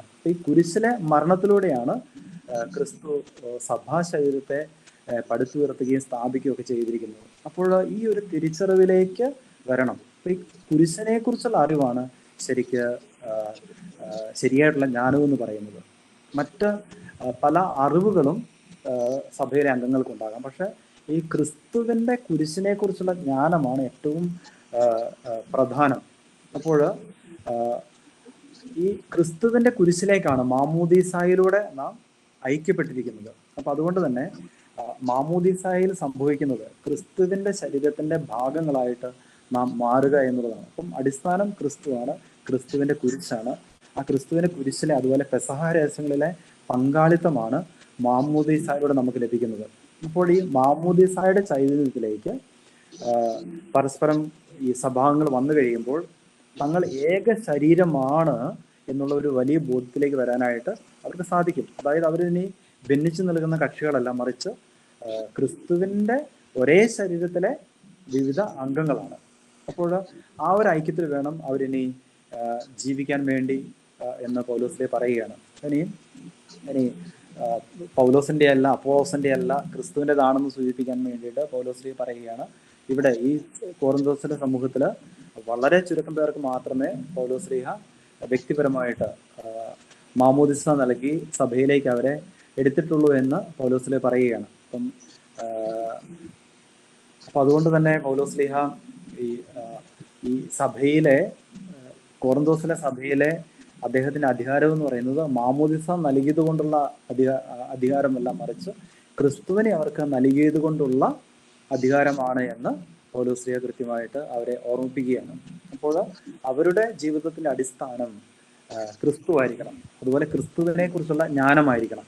അപ്പോൾ ക്രിസ്തുവിനെ കുറിച്ചുള്ള ജ്ഞാനത്തെക്കുറിച്ച് പൗലോസ്ലീഹ അടിവരയിട്ട് പറയാനുള്ള കാരണം ഇത് കോറിന്തോസിന്റെ ഒരു പശ്ചാത്തലം കൂടിയാണ്. കോറിന്തോസ് എന്ന് പറയുന്നത് ഗ്രീക്ക് തത്വചിന്ത ഏറ്റവും കൂടുതൽ പ്രചരിക്കപ്പെട്ടിരുന്നതും ആളുകൾ വിശ്വസിച്ചിരുന്നതുമായിട്ടുള്ള ഒരു സ്ഥലമായിരുന്നു. അപ്പൊ ഗ്രീക്ക് തത്വചിന്തയെ ഏറ്റവും അൾട്ടിമേറ്റ് ആയിട്ടുള്ള, പരമപ്രധാനമായിട്ടുള്ള അല്ലെങ്കിൽ ആത്യന്തികമായിട്ടുള്ള അറിവായിട്ട് ആളുകൾ കരുതിയിരുന്നു. ആ അറിവുള്ളത് കാരണം അവർ അഭിമാനിച്ചിരുന്നു. അപ്പൊ അവരോടാണ് പൗലോസ്ലീഹ പറയുന്നത് ഇതെല്ലാം ലൗകികമായിട്ടുള്ള അറിവാണ്. ഏറ്റവും പ്രധാനപ്പെട്ട അറിവ് അല്ലെങ്കിൽ രക്ഷ നൽകുന്നത്, ജീവിതത്തിന്റെ അടിസ്ഥാനമായി മാറുന്ന അറിവ് കുരിശിനെ കുറിച്ചുള്ള അറിവാണ്. ഇനി 18 മുതൽ 1-ാം അധ്യായം 18-ാം വാക്യം മുതൽ 2-ാം അധ്യായം 5 വരെയുള്ള വാക്യങ്ങളിൽ കുരിശിന്റെ ഭോഷത്വത്തെക്കുറിച്ചുള്ള അദ്ദേഹത്തിന്റെ പ്രബോധനമാണ് നമുക്ക് ലഭിക്കുന്നത്, സുവിശേഷത്തിന്റെ അല്ലെങ്കിൽ കുരിശിന്റെ ഭോഷത്വം.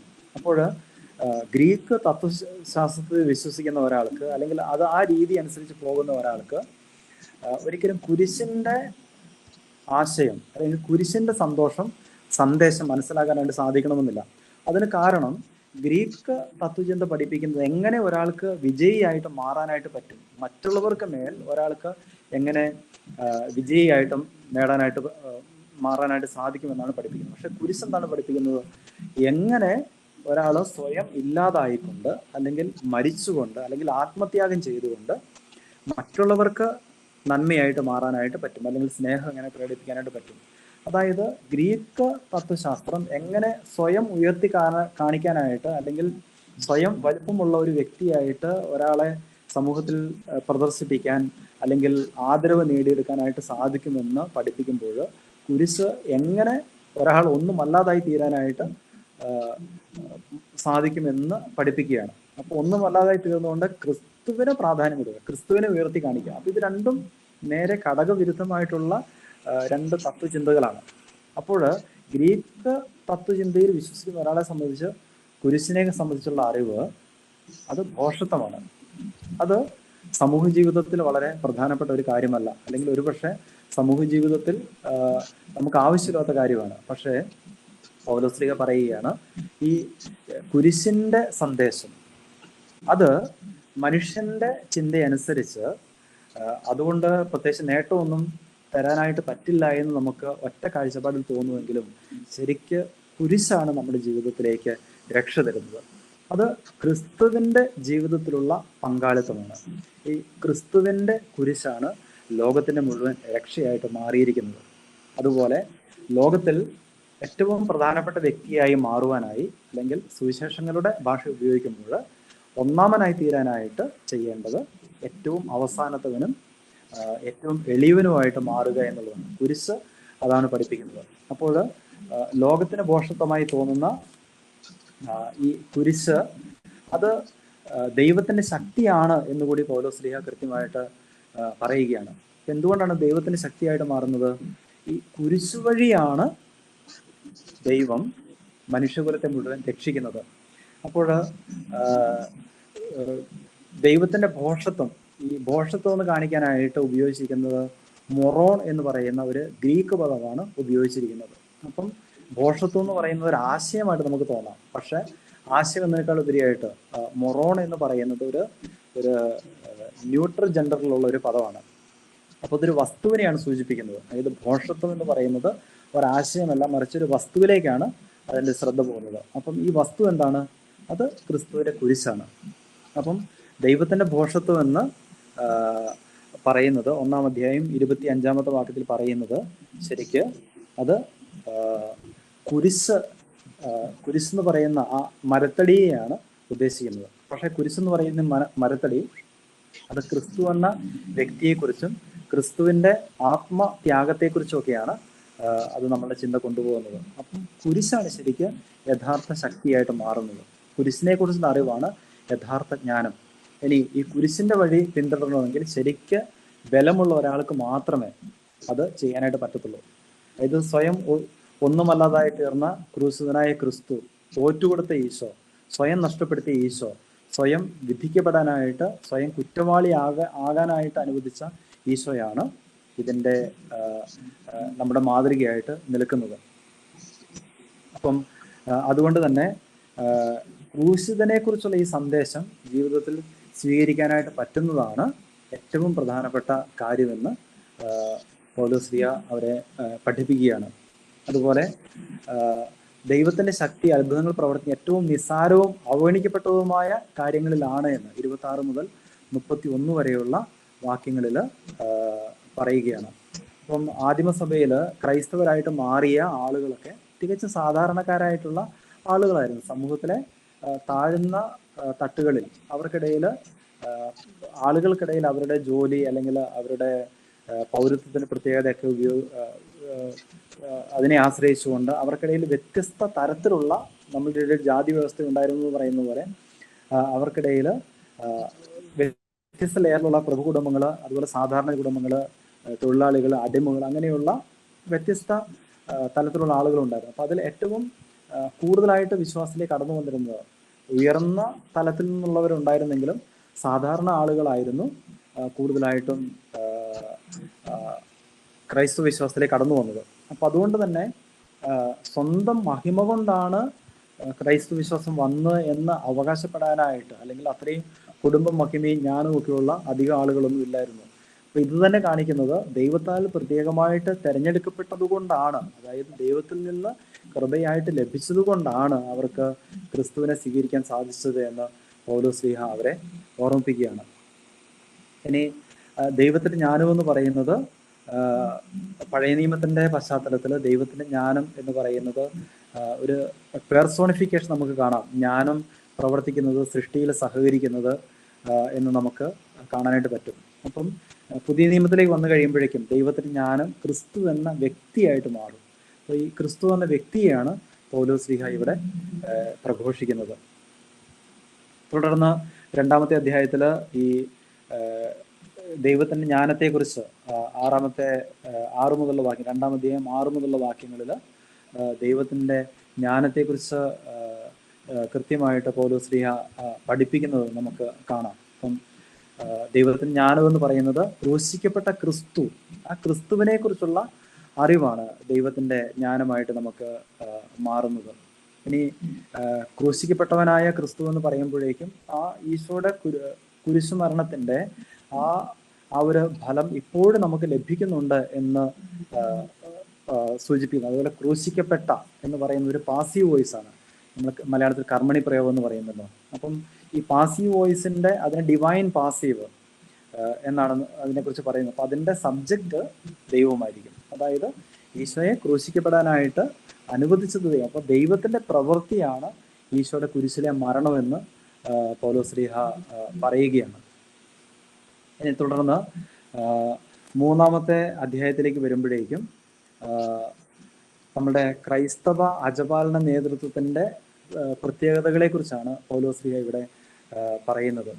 അതായത് ഈ കോറിന്തോസിലെ സമൂഹത്തില് ചിലപ്പോൾ ചില നേതാക്കന്മാര് തങ്ങളെ തന്നെ പ്രധാനപ്പെട്ട വ്യക്തികളാക്കി, അതായത് നമ്മളുടെ ഇന്നത്തെ ഭാരതീയ പശ്ചാത്തലത്തിൽ ചിന്തിക്കാൻ നോക്കുക, ആൾ ദൈവങ്ങളുണ്ടല്ലോ, സ്വയം ദൈവങ്ങളായിട്ട് അവകാശപ്പെടുന്നവർ. അപ്പൊ അങ്ങനെ ആ ഒരു മനോഭാവമുള്ള വ്യക്തികള്, അങ്ങനെയുള്ള ചില വ്യക്തികള് ഈ സഭയിൽ ചില ഭിന്നതകൾ ഉണ്ടാക്കാനായിട്ട് ശ്രമിക്കുന്നു എന്ന് പൗലോസ്ലീഹ മനസ്സിലാക്കുകയാണ്. അപ്പോൾ കോറിന്തോസിലെ സഭയിലെ അംഗങ്ങളെ 3 കാറ്റഗറി ആയിട്ട് പൗലോസ്ലീഹ തിരിക്കുന്നത് നമുക്ക് കാണാം. അതിൽ 1-ാമത്തെ കാറ്റഗറി, 1-ാമത്തെ വിഭാഗം എന്ന് പറയുന്നത് ലൗകിക മനുഷ്യർ, 2-ാമത്തേത് ആത്മീയ മനുഷ്യർ, 3-ാമത്തേത് ക്രിസ്തുവിൽ ശിശുക്കൾ. അപ്പം ലൗകിക മനുഷ്യർ അല്ലെങ്കിൽ ആത്മീയ മനുഷ്യർ, ഇത് ലൗകികമായിട്ട് മാത്രം ചിന്തിക്കുന്നവര്, പിന്നെ ക്രിസ്തുവിലെ ശിശുക്കൾ. അപ്പൊ ക്രിസ്തുവിൽ ശിശുക്കൾ, അതായത് ക്രിസ്തുവിനെ കുറിച്ചുള്ള അറിവിൽ ശിശുക്കളായിരിക്കുക എന്ന് പറയുന്നത് ഒരു മോശം കാര്യമല്ല. പക്ഷെ അറിവിൽ കൂടുതൽ വളരണം, കൂടുതൽ പക്വതയിലേക്ക് വരണം എന്നൊക്കെ പൗലോസ്ലീഹ അവരെ ഓർമ്മിപ്പിക്കുകയാണ്. ഇനി ഇവിടെ ശുശ്രൂഷകന്റെ, ഈ സഭാ സമൂഹത്തില് ശുശ്രൂഷകന്റെ സ്ഥാനം എന്താണ്?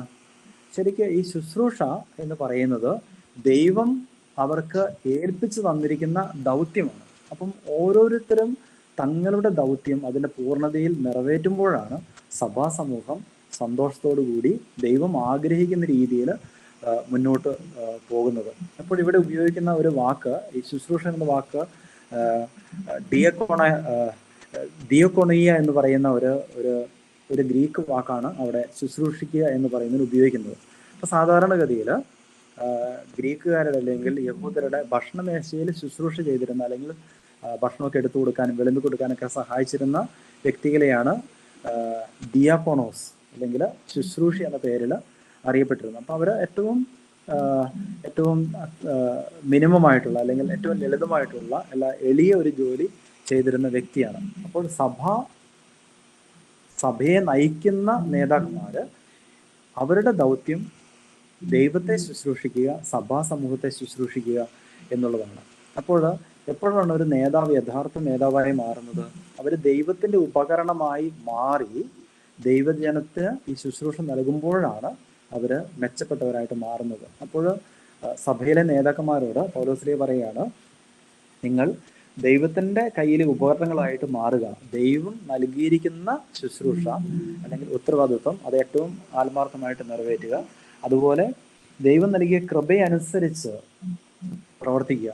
അതായത് എന്തെങ്കിലും ചെയ്യാനായിട്ട് പറ്റുന്നുണ്ടെങ്കിൽ അത് സ്വന്തം കഴിവുകൊണ്ടല്ല, മറിച്ച് ദൈവം ആ കൃപ നൽകിയത് കൊണ്ടാണ് നമുക്കത് ചെയ്യാനായിട്ട് പറ്റുന്നത്. അപ്പോൾ ആ കൃപയോട് സഹകരിക്കുന്നതിന്റെ പരിണിത ഫലമാണ് ഒരു വ്യക്തിയുടെ അല്ലെങ്കിൽ ഒരു സഭാ നേതാവിന്റെ ശുശ്രൂഷ. അപ്പോൾ സഭാ നേതാക്കന്മാര് തങ്ങൾ ശുശ്രൂഷയാണ് എന്നുള്ള ആ ഒരു ദൗത്യം തിരിച്ചറിയുക എന്ന് പൗലോസ്ലീഹയോട് പഠിപ്പിക്കുകയാണ്. അതുപോലെ ഇവിടെ രണ്ട് പ്രതീകങ്ങൾ ഉപയോഗിക്കുന്നുണ്ട്. കൃഷിയുടെ പ്രതീകം ഉപയോഗിക്കുന്നുണ്ട്, അതുപോലെ കർത്താവിൻ്റെ ആലയത്തിൻ്റെ പ്രതീകം ഉപയോഗിക്കുന്നുണ്ട്. അപ്പോൾ പൗലോസ് തൻ്റെ കൂടെ ജോലി ചെയ്യുന്ന വ്യക്തികളെ കൂട്ടുവേലക്കാർ, അതുപോലെ കോറിന്തോസിലെ സഭയെ വയൽ, വീട് എന്നിങ്ങനെയൊക്കെ 9-ാമത്തെ വാക്യത്തിൽ വിളിക്കുന്നുണ്ട്. അപ്പം ഇവിടെ ശരിക്ക് ഈ ജോലി ചെയ്യുന്നത്, ജോലി ആരുടേതാണ്? ദൈവത്തിൻ്റെതാണ് ജോലി. അപ്പോൾ ദൈവത്തിൻ്റെ ആ ജോലി ചെയ്യാനായിട്ട് പ്രത്യേകമായിട്ട് കൃപ കിട്ടിയത് കൊണ്ടാണ് ദൈവം നമ്മെ വിളിച്ചിരിക്കുന്നത്. അതുപോലെ സഭ എന്ന് പറയുന്നത് ദൈവത്തിൻ്റെ തോട്ടമാണ്. അപ്പോൾ ദൈവത്തിൻ്റെ തോട്ടം എന്ന് പറയുമ്പോൾ പർദീസയിലെ ഏദൻ തോട്ടത്തിലേക്കാണ് നമ്മുടെ ചിന്തകൾ പോകുന്നത്. അപ്പം ഏദൻ തോട്ടം അത് ദൈവം പൂർണ്ണതയിൽ സൃഷ്ടിച്ച ഒരു സ്ഥലമായിരുന്നു. മനുഷ്യന്റെ പാപം മൂലം ഈ ഏദൻ തോട്ടത്തിൽ നിന്ന് മനുഷ്യർ അതിൽ നിന്ന് പുറത്താക്കപ്പെട്ടു. ഇപ്പോൾ ക്രിസ്തുവിന്റെ കുരിശിലെ ബലിയുടെ പൂർണ്ണതയിൽ ഈ തോട്ടം പുനഃസ്ഥാപിക്കപ്പെടുകയാണ്. ആ തോട്ടത്തിന്റെ ഭാഗമാണ് കോറിന്തോസിലെ സഭ. അപ്പോൾ അതിലെ അംഗങ്ങളായിട്ടുള്ള സഭാ വിശ്വാസികള്, സഭാ അംഗങ്ങള് ആദത്തെ ഹവ്വായെയും പോലെ അനുസരണക്കേട് കാണിക്കാതെ ദൈവത്തോട് വിശ്വസ്തത പുലർത്തിക്കൊണ്ട് തങ്ങളുടെ ക്രൈസ്തവ വിളി പൂർത്തിയാക്കണമെന്ന് പൗലോസ്ലീഹ പഠിപ്പിക്കുകയാണ്. അതുപോലെ ഈ സഭയാകുന്ന ഈ ഒരു സൗധത്തിന്റെ വീടിന്റെ അടിസ്ഥാനം അത് ക്രിസ്തുവാണ്. 11-ാമത്തെ വാക്യത്തിൽ. അപ്പം ക്രിസ്തു എന്ന അടിസ്ഥാനത്തിന്മേലാണ് നാം അത് പണിതിരിക്കുന്നത്. അപ്പൊ സഭ ചെയ്യേണ്ട പ്രവൃത്തികൾ, ഇപ്പൊ നമ്മൾ സാമൂഹിക പ്രവർത്തനങ്ങൾ നടത്തുന്നുണ്ട്, മനുഷ്യ സേവനമൊക്കെ നടത്തുന്നുണ്ട്. പക്ഷെ ഇതൊന്നും ക്രിസ്തുവിൽ സ്ഥാപിക്കപ്പെട്ട സഭയ്ക്ക് പകരമായി മാറുന്നില്ല. അപ്പം അടിസ്ഥാനം യേശു ക്രിസ്തു ആണെങ്കിൽ ഈ ക്രിസ്തുവിന്റെ കുരിശിലെ ബലി അതിനെ ഓർത്തെടുത്തുകൊണ്ട് കർത്താവിന്റെ ദിനത്തിന് വേണ്ടി നാം ഒരുങ്ങണം. ഇനി കർത്താവിന്റെ ദിനം വരുമ്പോൾ ഓരോരുത്തരും എങ്ങനെയാണ് ഈ നിർമ്മാണം നടത്തുന്നത്? അത് പെട്ടെന്ന് ദ്രവിച്ചു തീരുന്ന അല്ലെങ്കിൽ കത്തിപ്പോകുന്ന വൈക്കോൽ കൊണ്ടാണോ അതോ മൂല്യമേറിയ സാധനങ്ങൾ കൊണ്ടാണോ ഈ ഭവനം നിർമ്മിക്കുന്നതെന്ന് ഓരോരുത്തരും ആത്മാർത്ഥമായിട്ട് പരിശോധിച്ച് നോക്കണം. അതായത് നമ്മൾ ചെയ്യുന്ന എല്ലാ പ്രവർത്തനങ്ങളുടെയും അതിൻ്റെ പരിണിത ഫലം നമ്മളുടെ അന്ത്യവിധിയുടെ സമയത്ത് നമുക്ക് ലഭിക്കും, അല്ലെങ്കിൽ നമ്മളുടെ ജോലിയുടെ ആത്മാർത്ഥത പരിശോധിക്കപ്പെടുമെന്ന് പൗലോസ്ലീഹ പറയുകയാണ്. അപ്പം ഇത് സഭാ നേതാക്കന്മാർക്ക് വേണ്ടിയുള്ള ഒരു ഉപദേശം കൂടിയാണ്. അപ്പോൾ അവര് തങ്ങൾക്ക് ദൈവം ഏൽപ്പിച്ചു തന്നിരിക്കുന്ന ദൗത്യം അതിന്റെ പൂർണ്ണതയിൽ നിറവേറ്റണമെന്ന് പൗലോസ്ലീഹ പറയുകയാണ്. ഇനി സഭാ നേതാക്കന്മാരെ കുറിച്ച് പറഞ്ഞതിന് ശേഷം 4-ാമത്തെ അധ്യായത്തിൽ പൗലോസ്ലീഹ തൻ്റെ തന്നെ അപ്പസ്തോലൻ എന്ന ദൈവവിളിയെ കുറിച്ച് പൗലോസ്ലീഹ പറയുകയാണ്. അപ്പം ദൈവിക രഹസ്യങ്ങളുടെ കാര്യസ്ഥന്മാരാണ് സഭാ നേതൃത്വം ലഭിച്ചിരിക്കുന്ന വ്യക്തികളെന്ന് പൗലോസ്ലീഹ പ്രത്യേകമായിട്ട് പറയുകയാണ്. ഇനി പൗലോസ്ലീഹയെ സംബന്ധിച്ച് നേതൃത്വത്തെക്കുറിച്ച് വിശ്വാസികൾക്ക് കൃത്യം അറിവ് ഉണ്ടാകണം. അതായത് സഭയിലെ അംഗങ്ങൾക്ക് നേതൃത്വ ശുശ്രൂഷയെക്കുറിച്ച് കൃത്യമായിട്ടുള്ള അറിവ് ഉണ്ടാകണമെന്ന് പൗലോസ്ലീഹ ആഗ്രഹിക്കുകയാണ്. അപ്പോൾ അതുകൊണ്ട് 3-ാം അധ്യായത്തിൽ പറഞ്ഞ സഭയിലെ 4-ാം അധ്യായത്തിൽ പറഞ്ഞ 3-ാം അധ്യായത്തിൽ സഭയുടെ ശുശ്രൂഷയെക്കുറിച്ചുള്ള ആ കാര്യങ്ങൾ 4-ാം അധ്യായത്തിൽ പൗലോസ്ലീഹ ഇവിടെ തുടരുകയാണ്. അപ്പോൾ വ്യത്യസ്തമായിട്ടുള്ള ശുശ്രൂഷ ചെയ്തുകൊണ്ട് തങ്ങളുടെ ഉത്തരവാദിത്വം, അതായത് സഭയിലെ കാര്യസ്ഥന്മാരാണ് തങ്ങൾ എന്നുള്ള ബോധ്യത്തോടു കൂടി ശുശ്രൂഷ നിർവഹിക്കണമെന്ന് പൗലോസ്ലീഹ പഠിപ്പിക്കുകയാണ്. അപ്പൊ കാര്യസ്ഥന്റെ പ്രത്യേകത എന്താണ്? കാര്യസ്ഥൻ ഉടമയിൽ നിന്ന് വ്യത്യസ്തനാണ്. ഉടമസ്ഥാവകാശം പോകുന്നത് ദൈവത്തിനാണ്. അപ്പൊ സഭയിലെ നേതാക്കന്മാര് ഈ ഉടമയ്ക്ക് വേണ്ടിയിട്ട് അല്ലെങ്കിൽ ഗൃഹനാഥന് വേണ്ടിയിട്ട് കാര്യങ്ങൾ നിർവഹിക്കുന്നവരാണ്.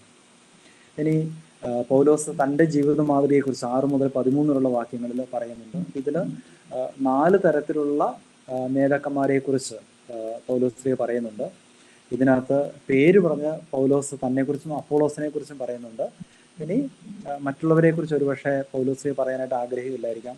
പക്ഷെ നേതാക്കന്മാരായ അപ്പോസ്തലന്മാരിൽ നിന്ന് കോറിന്തോസുകാർ പഠിക്കേണ്ട പാഠം അത് എളിമ, കൂട്ടായ പ്രവർത്തനം. അപ്പൊ ഈ രണ്ട് കാര്യവുമാണ് പൗലോസ് ശ്ലീഹ തന്നിൽ നിന്നും അതുപോലെ അപ്പോളോസിൽ നിന്നും മറ്റ് സഭ നേതാക്കന്മാരിൽ നിന്നും പഠിക്കേണ്ടതായിട്ട് സഭാ സമൂഹത്തോട് ആവശ്യപ്പെടുന്നത്. പിന്നെ പൗലോസ് ശ്ലീഹ താൻ അനുഭവിക്കുന്ന അപ്പസ്തോലൻ എന്ന രീതിയിൽ താൻ അനുഭവിക്കുന്ന കഷ്ടപ്പാടുകളുടെ ഒരു പട്ടിക തന്നെ പൗലോസ് ശ്ലീഹ നിരത്തുന്നുണ്ട്. അപ്പം സഭാ സമൂഹത്തോട് കോറിന്തോസിലെ സഭയെ താൻ എന്തുമാത്രം സ്നേഹിക്കുന്നുണ്ടെന്നും ഈ തൻ്റെ ജീവിതത്തിലുണ്ടാകുന്ന കഷ്ടത അവരോടുള്ള സ്നേഹത്തെ പ്രതി അത് സന്തോഷത്തോടെയാണ് സ്വീകരിക്കുന്നതെന്നൊക്കെ അവരെ ബോധ്യപ്പെടുത്താൻ വേണ്ടിയിട്ടാണ് ഈ കഷ്ടതകളുടെ ഒരു പട്ടിക പൗലോസ് ശ്ലീഹ ഈ 9 മുതൽ 13 വരെയുള്ള വാക്യങ്ങളിൽ പറയുന്നത്. അപ്പം ബലഹീനതയും അതുപോലെ വിശപ്പും ദാഹവും നഗ്നതയെല്ലാം ഒരു ക്രിസ്തു ശിഷ്യന്റെ അവകാശമാണ്. അതിൽ അയാൾ അഭിമാനിക്കണം. അപ്പം തനിക്ക് ഒരു അഭിമാനമായിട്ട് കാണാൻ പറ്റുന്ന ഇതേ കഷ്ടപ്പാട് കോറിന്തോസിലെ സഭയിലുള്ള വിശ്വാസികൾക്കുണ്ടാവും. അപ്പോൾ അത് അവർ സ്വീകരിക്കണമെന്നുള്ള ഒരു ഇൻഡയറക്റ്റ് ആയിട്ടുള്ള ഒരു ഉപദേശം കൂടി നമുക്ക് ഇതിനകത്ത് കാണാം. അതുപോലെ 4-ാം അധ്യായം അവസാനിക്കും 14 മുതൽ 21 വരെയുള്ള വാക്യങ്ങളിൽ പൗലോസ് ശ്ലീഹ ഈ സഭയിൽ നിന്ന് നഷ്ടപ്പെട്ടു പോയ ആളുകളെ എങ്ങനെയാണ് നമ്മൾ സമീപിക്കേണ്ടത്, അവരെ ഉപേക്ഷിക്കരുത് എന്നാണ് പൗലോസ് ശ്ലീഹ പഠിപ്പിക്കുന്നത്. അപ്പോൾ അവരെ സഭാ കൂട്ടായ്മയിലേക്ക് തിരിച്ചു കൊണ്ടുവരാനായിട്ട് പരമാവധി പരിശ്രമിക്കണമെന്ന് പൗലോസ് ശ്ലീഹ പറയുകയാണ്. അപ്പം ഒരു അപ്പൻ്റെ അല്ലെങ്കിൽ അമ്മയുടെ സ്ഥാനത്ത് നിന്നുകൊണ്ടാണ് പൗലോസ് ശ്ലീഹ ഈ നഷ്ടപ്പെട്ടു പോയവരെ തിരിച്ചു കൊണ്ടുവരാനായിട്ട് ശ്രമിക്കണമെന്നുള്ള ഈ പ്രബോധനം നൽകുന്നത്. പിന്നെ തുടർന്ന് 5-ഉം 6-ഉം അധ്യായങ്ങളിൽ സഭാ സമൂഹത്തിലുള്ള ധാർമ്മികമായിട്ടുള്ള പ്രശ്നങ്ങളെക്കുറിച്ച് പൗലോസ് ശ്ലീഹ പഠിപ്പിക്കുകയാണ്. അപ്പോൾ അവർക്കിടയിൽ ഭോഗാസക്തിയുണ്ട്, വ്യഭിചാരമുണ്ട്, അഗമ്യഗമനമുണ്ട്.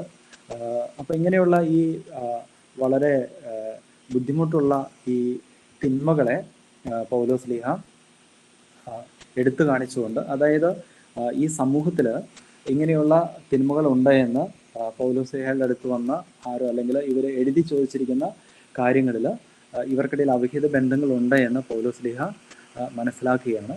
അപ്പോൾ അതുകൊണ്ട് പൗലോസ് ഇവർക്ക് തിരുത്തൽ നൽകാനായിട്ട് ശ്രമിക്കുകയാണ്. അപ്പം ഇങ്ങനെ തിരുത്തൽ നൽകുമ്പോൾ ഇതിനകത്ത് പ്രധാനമായിട്ടും പൗലോസ് ശ്ലീഹയ്ക്ക് 3 ലക്ഷ്യമാണുള്ളത്. ഒന്ന്, ഈ കോറിന്തോസിലെ സഭയുടെ സത്പേര് അല്ലെങ്കിൽ നന്മ അത് തകരാതെ നിലനിർത്തുക എന്നുള്ളതാണ്. രണ്ടാമത്തേത്, സഭാംഗങ്ങളെ അവരുടെ ഉടമ്പടി ജീവിത വിശ്വസ്തത അത് പുലർത്താനായിട്ട് സഹായിക്കുക. ഇനി അതിലെന്തെങ്കിലും തെറ്റ് വന്നിട്ടുണ്ടെങ്കിൽ അവരുടെ വിശ്വസ്തത, മാമോദിസയിലൂടെ അവർ ദൈവത്തോട് വാഗ്ദാനം ചെയ്ത വിശ്വസ്തതയിൽ എന്തെങ്കിലും കുറവ് വന്നിട്ടുണ്ടെങ്കിൽ അതിനെ തിരുത്താനായിട്ട് അവരെ സഹായിക്കുക. ഇനി മൂന്നാമത്തേത്, മറ്റ് സഹോദരങ്ങൾ, അതായത് ഇപ്പം നന്മയിൽ പോയിക്കൊണ്ടിരിക്കുന്ന സഹോദരന്മാർ അങ്ങനെ ആരെങ്കിലും ഇനി തിന്മയിലേക്ക് പോകാൻ ഇടവരാതെ അവരെ സംരക്ഷിക്കുക. ഒന്ന്, സഭയുടെ സത്പേര് നിലനിർത്തുക. 2, ഓരോരുത്തരും മാമോദീസയിൽ അവർ വാഗ്ദാനം ചെയ്തിട്ടുള്ള വിശ്വസ്തത അത് പാലിക്കാനായിട്ട് അവരെ സഹായിക്കുക. ഇനി ആ വിശ്വസ്തയ്ക്ക് എന്തെങ്കിലും കുറവ് വന്നിട്ടുണ്ടെങ്കിൽ പശ്ചാത്തപിച്ച് തിരിച്ചു വരാനായിട്ട് അവരെ സഹായിക്കുക. മൂന്നാമത്തേത്, ഇനി പുതുതായിട്ട് ആരും ഈ തെറ്റിലേക്ക് പോകാതിരിക്കാനായിട്ട് സഹായിക്കുക. ഇനി എങ്ങനെയാണ് തിരുത്തേണ്ടത്? അപ്പോൾ അതിന് 3 സാധ്യതകൾ ഈ പൗലോസ് ശ്ലീഹയുടെ ലേഖനങ്ങളും അതുപോലെ വിശുദ്ധ മത്തായിയുടെ സുവിശേഷം 18-ാം അധ്യായമൊക്കെ വായിച്ചു നോക്കുമ്പോൾ നമുക്ക് മനസ്സിലാകുന്നു. അപ്പോൾ ഒരു വ്യക്തിക്ക് ഒരു തിന്മയുണ്ട് എന്ന് തിരിച്ചറിഞ്ഞു കഴിഞ്ഞാൽ ആദ്യം ചെയ്യേണ്ടത് ആ വ്യക്തിയോട് വ്യക്തിപരമായിട്ട് സംസാരിച്ച് ആ തെറ്റിനെ തിരുത്താനായിട്ട് ആ വ്യക്തിയെ സഹായിക്കുക. ഇനി ആ വ്യക്തി യോജിക്കുവാണെങ്കിൽ നല്ല കാര്യം. ഇനി അങ്ങനെ സംഭവിക്കുന്നില്ലെങ്കിൽ ചെറിയൊരു കൂട്ടായ്മയിൽ അത് അവതരിപ്പിക്കുക. ഇനി അവിടെയും അത് സ്വീകരിക്കപ്പെടുന്നുണ്ടെങ്കിൽ പൊതു കൂട്ടായ്മയിൽ അതിനെ തിരുത്താനായിട്ട് ശ്രമിക്കുക. ഇനി യാതൊരു വിധത്തിൽ ഇങ്ങനെ 3 രീതിയിൽ ഉപേക്ഷിച്ച് 3 രീതിയിലൂടെ പരിശ്രമിച്ചിട്ടും ആ വ്യക്തി അത് സ്വീകരിക്കാനായിട്ട് തയ്യാറാകുന്നില്ലെങ്കിൽ എങ്ങനെയാണ് അവരോട് പെരുമാറേണ്ടത്? അദ്ദേഹത്തെ വിജാതീയനെ പോലെ കരുതുക എന്നാണ് പറയുന്നത്. അതായത് മത്തായി ഉപയോഗിക്കുന്ന ഒരു വാക്കാണ്. എന്ന് പറഞ്ഞാൽ പൊതു കൂട്ടായ്മയിൽ നിന്ന് മാറ്റി നിർത്താനായിട്ട് ശ്രമിക്കുക. അപ്പം പിശാചിന് വിട്ടുകൊടുക്കുക എന്നൊക്കെ പറയുമ്പോഴേക്കും നമുക്ക് തോന്നും അത് പൗലോസ് ശ്ലീഹ പറയുന്ന എന്താ ഒരു ക്രൂരമായിട്ടുള്ള വാക്കുകളല്ലേ എന്ന്. അതായത് പിശാചിന് വിട്ടുകൊടുക്കുക എന്ന് പറഞ്ഞാൽ എന്താ അർത്ഥമാക്കുന്നത്? ഒരു വ്യക്തി ക്രിസ്തുവിൻ്റെ പ്രബോധനങ്ങൾക്ക് വിരുദ്ധമായിട്ട് ജീവിക്കാനായിട്ട് തുടങ്ങുമ്പോൾ അയാൾ ഓൾറെഡി പിശാചിൻ്റെ ഭാഗത്ത് എത്തിക്കഴിഞ്ഞു. ഇത് പിശാചിൻ്റെ കൂടെയാണ്. ഇനി അയാളെ തിരിച്ചു കൊണ്ടുവരാനായിട്ട് പരമാവധി ശ്രമിച്ചിട്ടും സാധിക്കുന്നില്ലെങ്കിൽ അതിൻ്റെ പരിണിത ഫലം അയാളുടെ ജീവിതത്തിൽ ഉണ്ടാവുകയും അതിൽ നിന്നുണ്ടാകുന്ന അതൊരു മാനസാന്തരത്തിലേക്ക് അദ്ദേഹത്തെ നയിക്കുകയും അങ്ങനെ തിരിച്ചു വരികയും ചെയ്യുമെന്നുള്ള വലിയൊരു വലിയൊരു പ്രതീക്ഷയിൽ നിന്നാണ് ഈ ഒരു കാര്യം പൗലോസ് ശ്ലീഹ നൽകുന്നത്. ഇനി എന്തായിരുന്നു ഇവർക്കിടയിൽ ഉണ്ടായിരുന്ന ഒരു അസന്മാർഗികത? അതിനെക്കുറിച്ച് വളരെ എക്സ്പ്ലിസിറ്റ് ആയിട്ട് പറയുന്ന ഒരു കാര്യം, തൻ്റെ പിതാവിൻ്റെ ഭാര്യയോടൊത്ത് ഒരാൾ കഴിയുന്നുണ്ട്, ഈ സഭാസമൂഹത്തിൽ കഴിയുന്നുണ്ട്. അപ്പോൾ അതിനെ തിരുത്താനായിട്ട് ഈ സഭാസമൂഹം, കോറിന്തോസിലെ സഭാസമൂഹം അവർ ശ്രമിക്കുന്നുമില്ല. അപ്പോൾ ഇതിനെക്കുറിച്ച് ലജ്ജിക്കണമെന്നാണ് പൗലോസ് ശ്ലീഹ ഈ സഭാസമൂഹത്തിൽ ആവശ്യപ്പെടുന്നത്. ഒരുപക്ഷെ കോറിന്തോസിലെ സഭ, ഞാൻ തുടക്കത്തിൽ പറഞ്ഞതുപോലെ, ഒരു ഗ്രീക്ക് റോമൻ പശ്ചാത്തലത്തിൽ ജീവിക്കുന്ന വ്യക്തികളാണ്. അപ്പോൾ അവർക്കിടയിൽ സേക്രഡ് പ്രോസ്റ്റിറ്റ്യൂഷൻ എന്ന് പറയുന്ന ഒരു നമ്മളുടെ ദേവദാസ സമ്പ്രദായം, നമ്മുടെ ഭാരത സംസ്കാരത്തിൽ പണ്ട് ദേവദാസ സമ്പ്രദായമൊക്കെ ഉണ്ടായിരുന്നു എന്ന് പറയുന്നത് പോലെ ഇവർക്കിടയിൽ അങ്ങനെയുള്ള കാര്യങ്ങൾ അതൊരു തെറ്റൊന്നുമായിട്ട് അവർക്കിടയിൽ അത് കരുതപ്പെട്ടിരുന്നില്ല ഗ്രീക്ക് റോമൻ പാരമ്പര്യങ്ങളിൽ. പക്ഷേ പൗലോസ് പറയുകയാണ്, ക്രിസ്തുവിൽ ഒരാൾ വന്നു കഴിഞ്ഞാൽ, മാമോദിസ സ്വീകരിച്ചു കഴിഞ്ഞാൽ പിന്നെ ക്രിസ്തുവിൻ്റെ വചനങ്ങൾ അനുസരിച്ചാണ് ജീവിക്കേണ്ടത്. അപ്പം ഇങ്ങനെയുള്ള തെറ്റായിട്ടുള്ള ബന്ധങ്ങളിൽ നിന്ന് തിരിച്ചു വരണമെന്ന് പൗലോസ് കർശനമായിട്ട് ഈ സഭാസമൂഹത്തെ പഠിപ്പിക്കുകയാണ്. ഇനി ഇങ്ങനെയുള്ള വ്യക്തികളെ, ആ വ്യക്തിയെ ശിക്ഷിച്ചുകൊണ്ട് അല്ലെങ്കിൽ സഭാസമൂഹത്തിൽ നിന്ന് മാറ്റി നിർത്തിക്കൊണ്ട് സഭയിൽ നിന്ന് പുറത്തു പോയി മാറ്റി നിർത്തപ്പെട്ട് കഴിയുമ്പോഴേക്കും അദ്ദേഹം തൻ്റെ മറ്റുള്ളവർ ഒറ്റപ്പെടുമ്പോഴേക്കും തൻ്റെ ജീവിത രീതിയുടെ അതിൻ്റെ കാരണത്തെക്കുറിച്ച്, തനിക്കുണ്ടായ തെറ്റിനെക്കുറിച്ച് പശ്ചാത്തപിക്കുകയും വീണ്ടും സഭാ കൂട്ടായ്മയിലേക്ക് തിരിച്ചു വരികയും ചെയ്യുമെന്നുള്ള വലിയൊരു ശുഭാപ്തി വിശ്വാസത്തിലാണ് അങ്ങനെ പൗലോസ് ശ്ലീഹ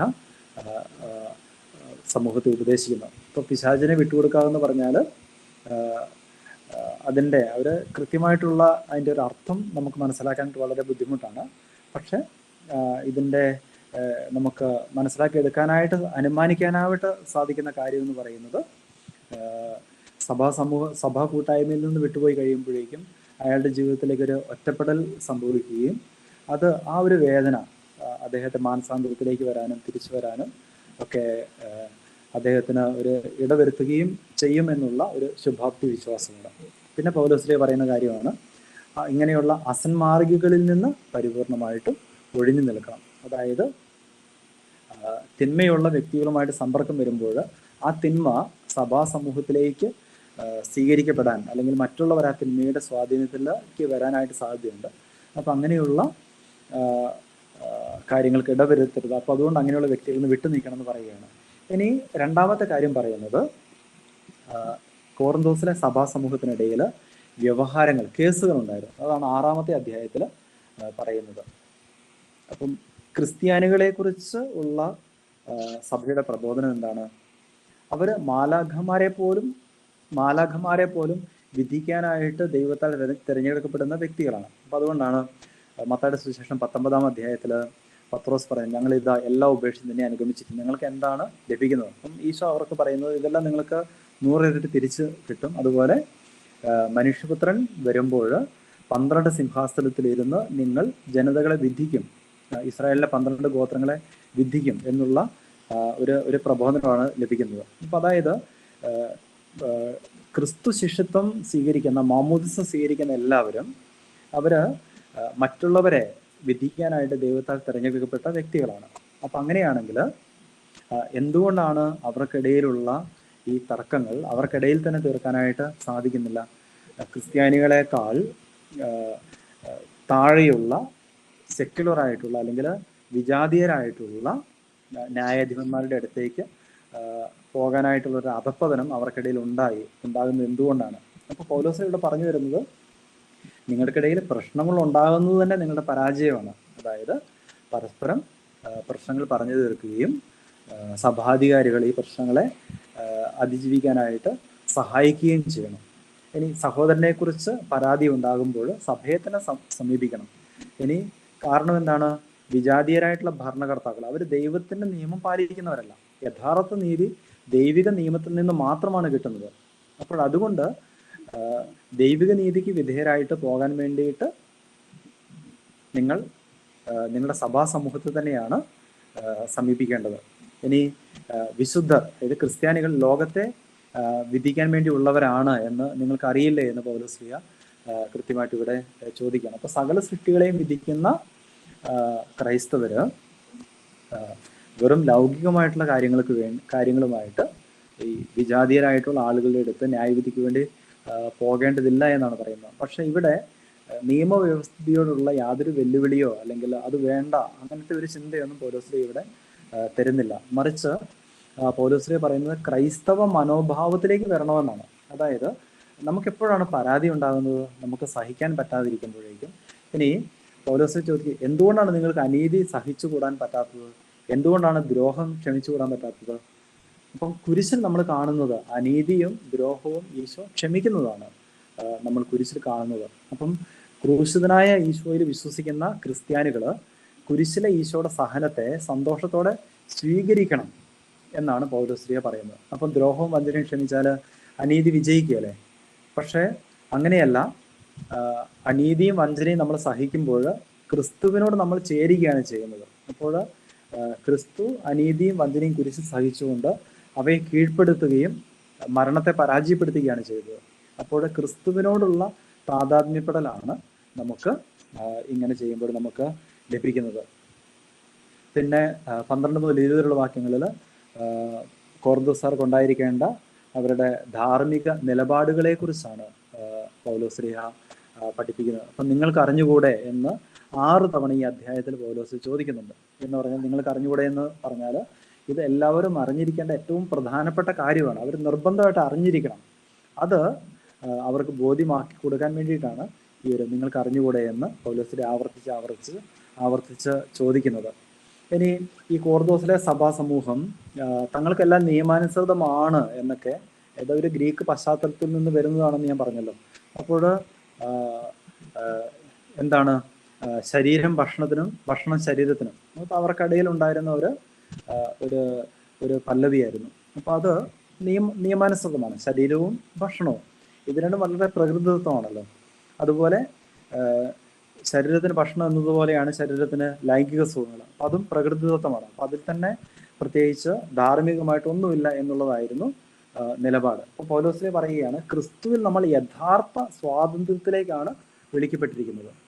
അപ്പം സ്വാതന്ത്ര്യത്തെ നശിപ്പിക്കുന്നതെല്ലാം അത് അടിമത്തത്തിലേക്ക് നമ്മളെ കൊണ്ടുപോകുന്നതാണ്. അതായത് ഭക്ഷണത്തോട് നമുക്ക് അമിതാസക്തി ഉണ്ടെങ്കിൽ അത് നമ്മളെ അടിമത്തത്തിലേക്ക്, ഈ ഭക്ഷണ പദാർത്ഥങ്ങളോടുള്ള അടിമത്തത്തിലേക്ക് കൊണ്ടുപോകുന്നുണ്ട്. അതുപോലെ തന്നെ ലൈംഗിക ആസക്തികൾ ശാരീരികമായിട്ടുള്ള അടിമത്തത്തിലേക്ക് ഒരു വ്യക്തിയെ കൊണ്ടുപോകുന്നുണ്ട്. എന്നാൽ മാമോദിസ സ്വീകരിക്കുമ്പോൾ ക്രിസ്തുവിലുള്ള സ്വാതന്ത്ര്യത്തിലേക്കാണ് നമ്മൾ വിളിക്കപ്പെട്ടിരിക്കുന്നത്. ആ സ്വാതന്ത്ര്യം നമ്മൾ നഷ്ടപ്പെടുത്തുകയാണ് ചെയ്യുന്നത്. അപ്പം അതുകൊണ്ട് അത്തരത്തിലുള്ള അധാർമികതയിൽ നിന്ന് അല്ലെങ്കിൽ ക്രൈസ്തവ സ്വാതന്ത്ര്യത്തിന് വിരുദ്ധമായിട്ടുള്ള ചെയ്തികളിൽ നിന്ന് നമ്മൾ സ്വയം വിമുക്തരാകണമെന്ന് പൗലോസ് പഠിപ്പിക്കുകയാണ്.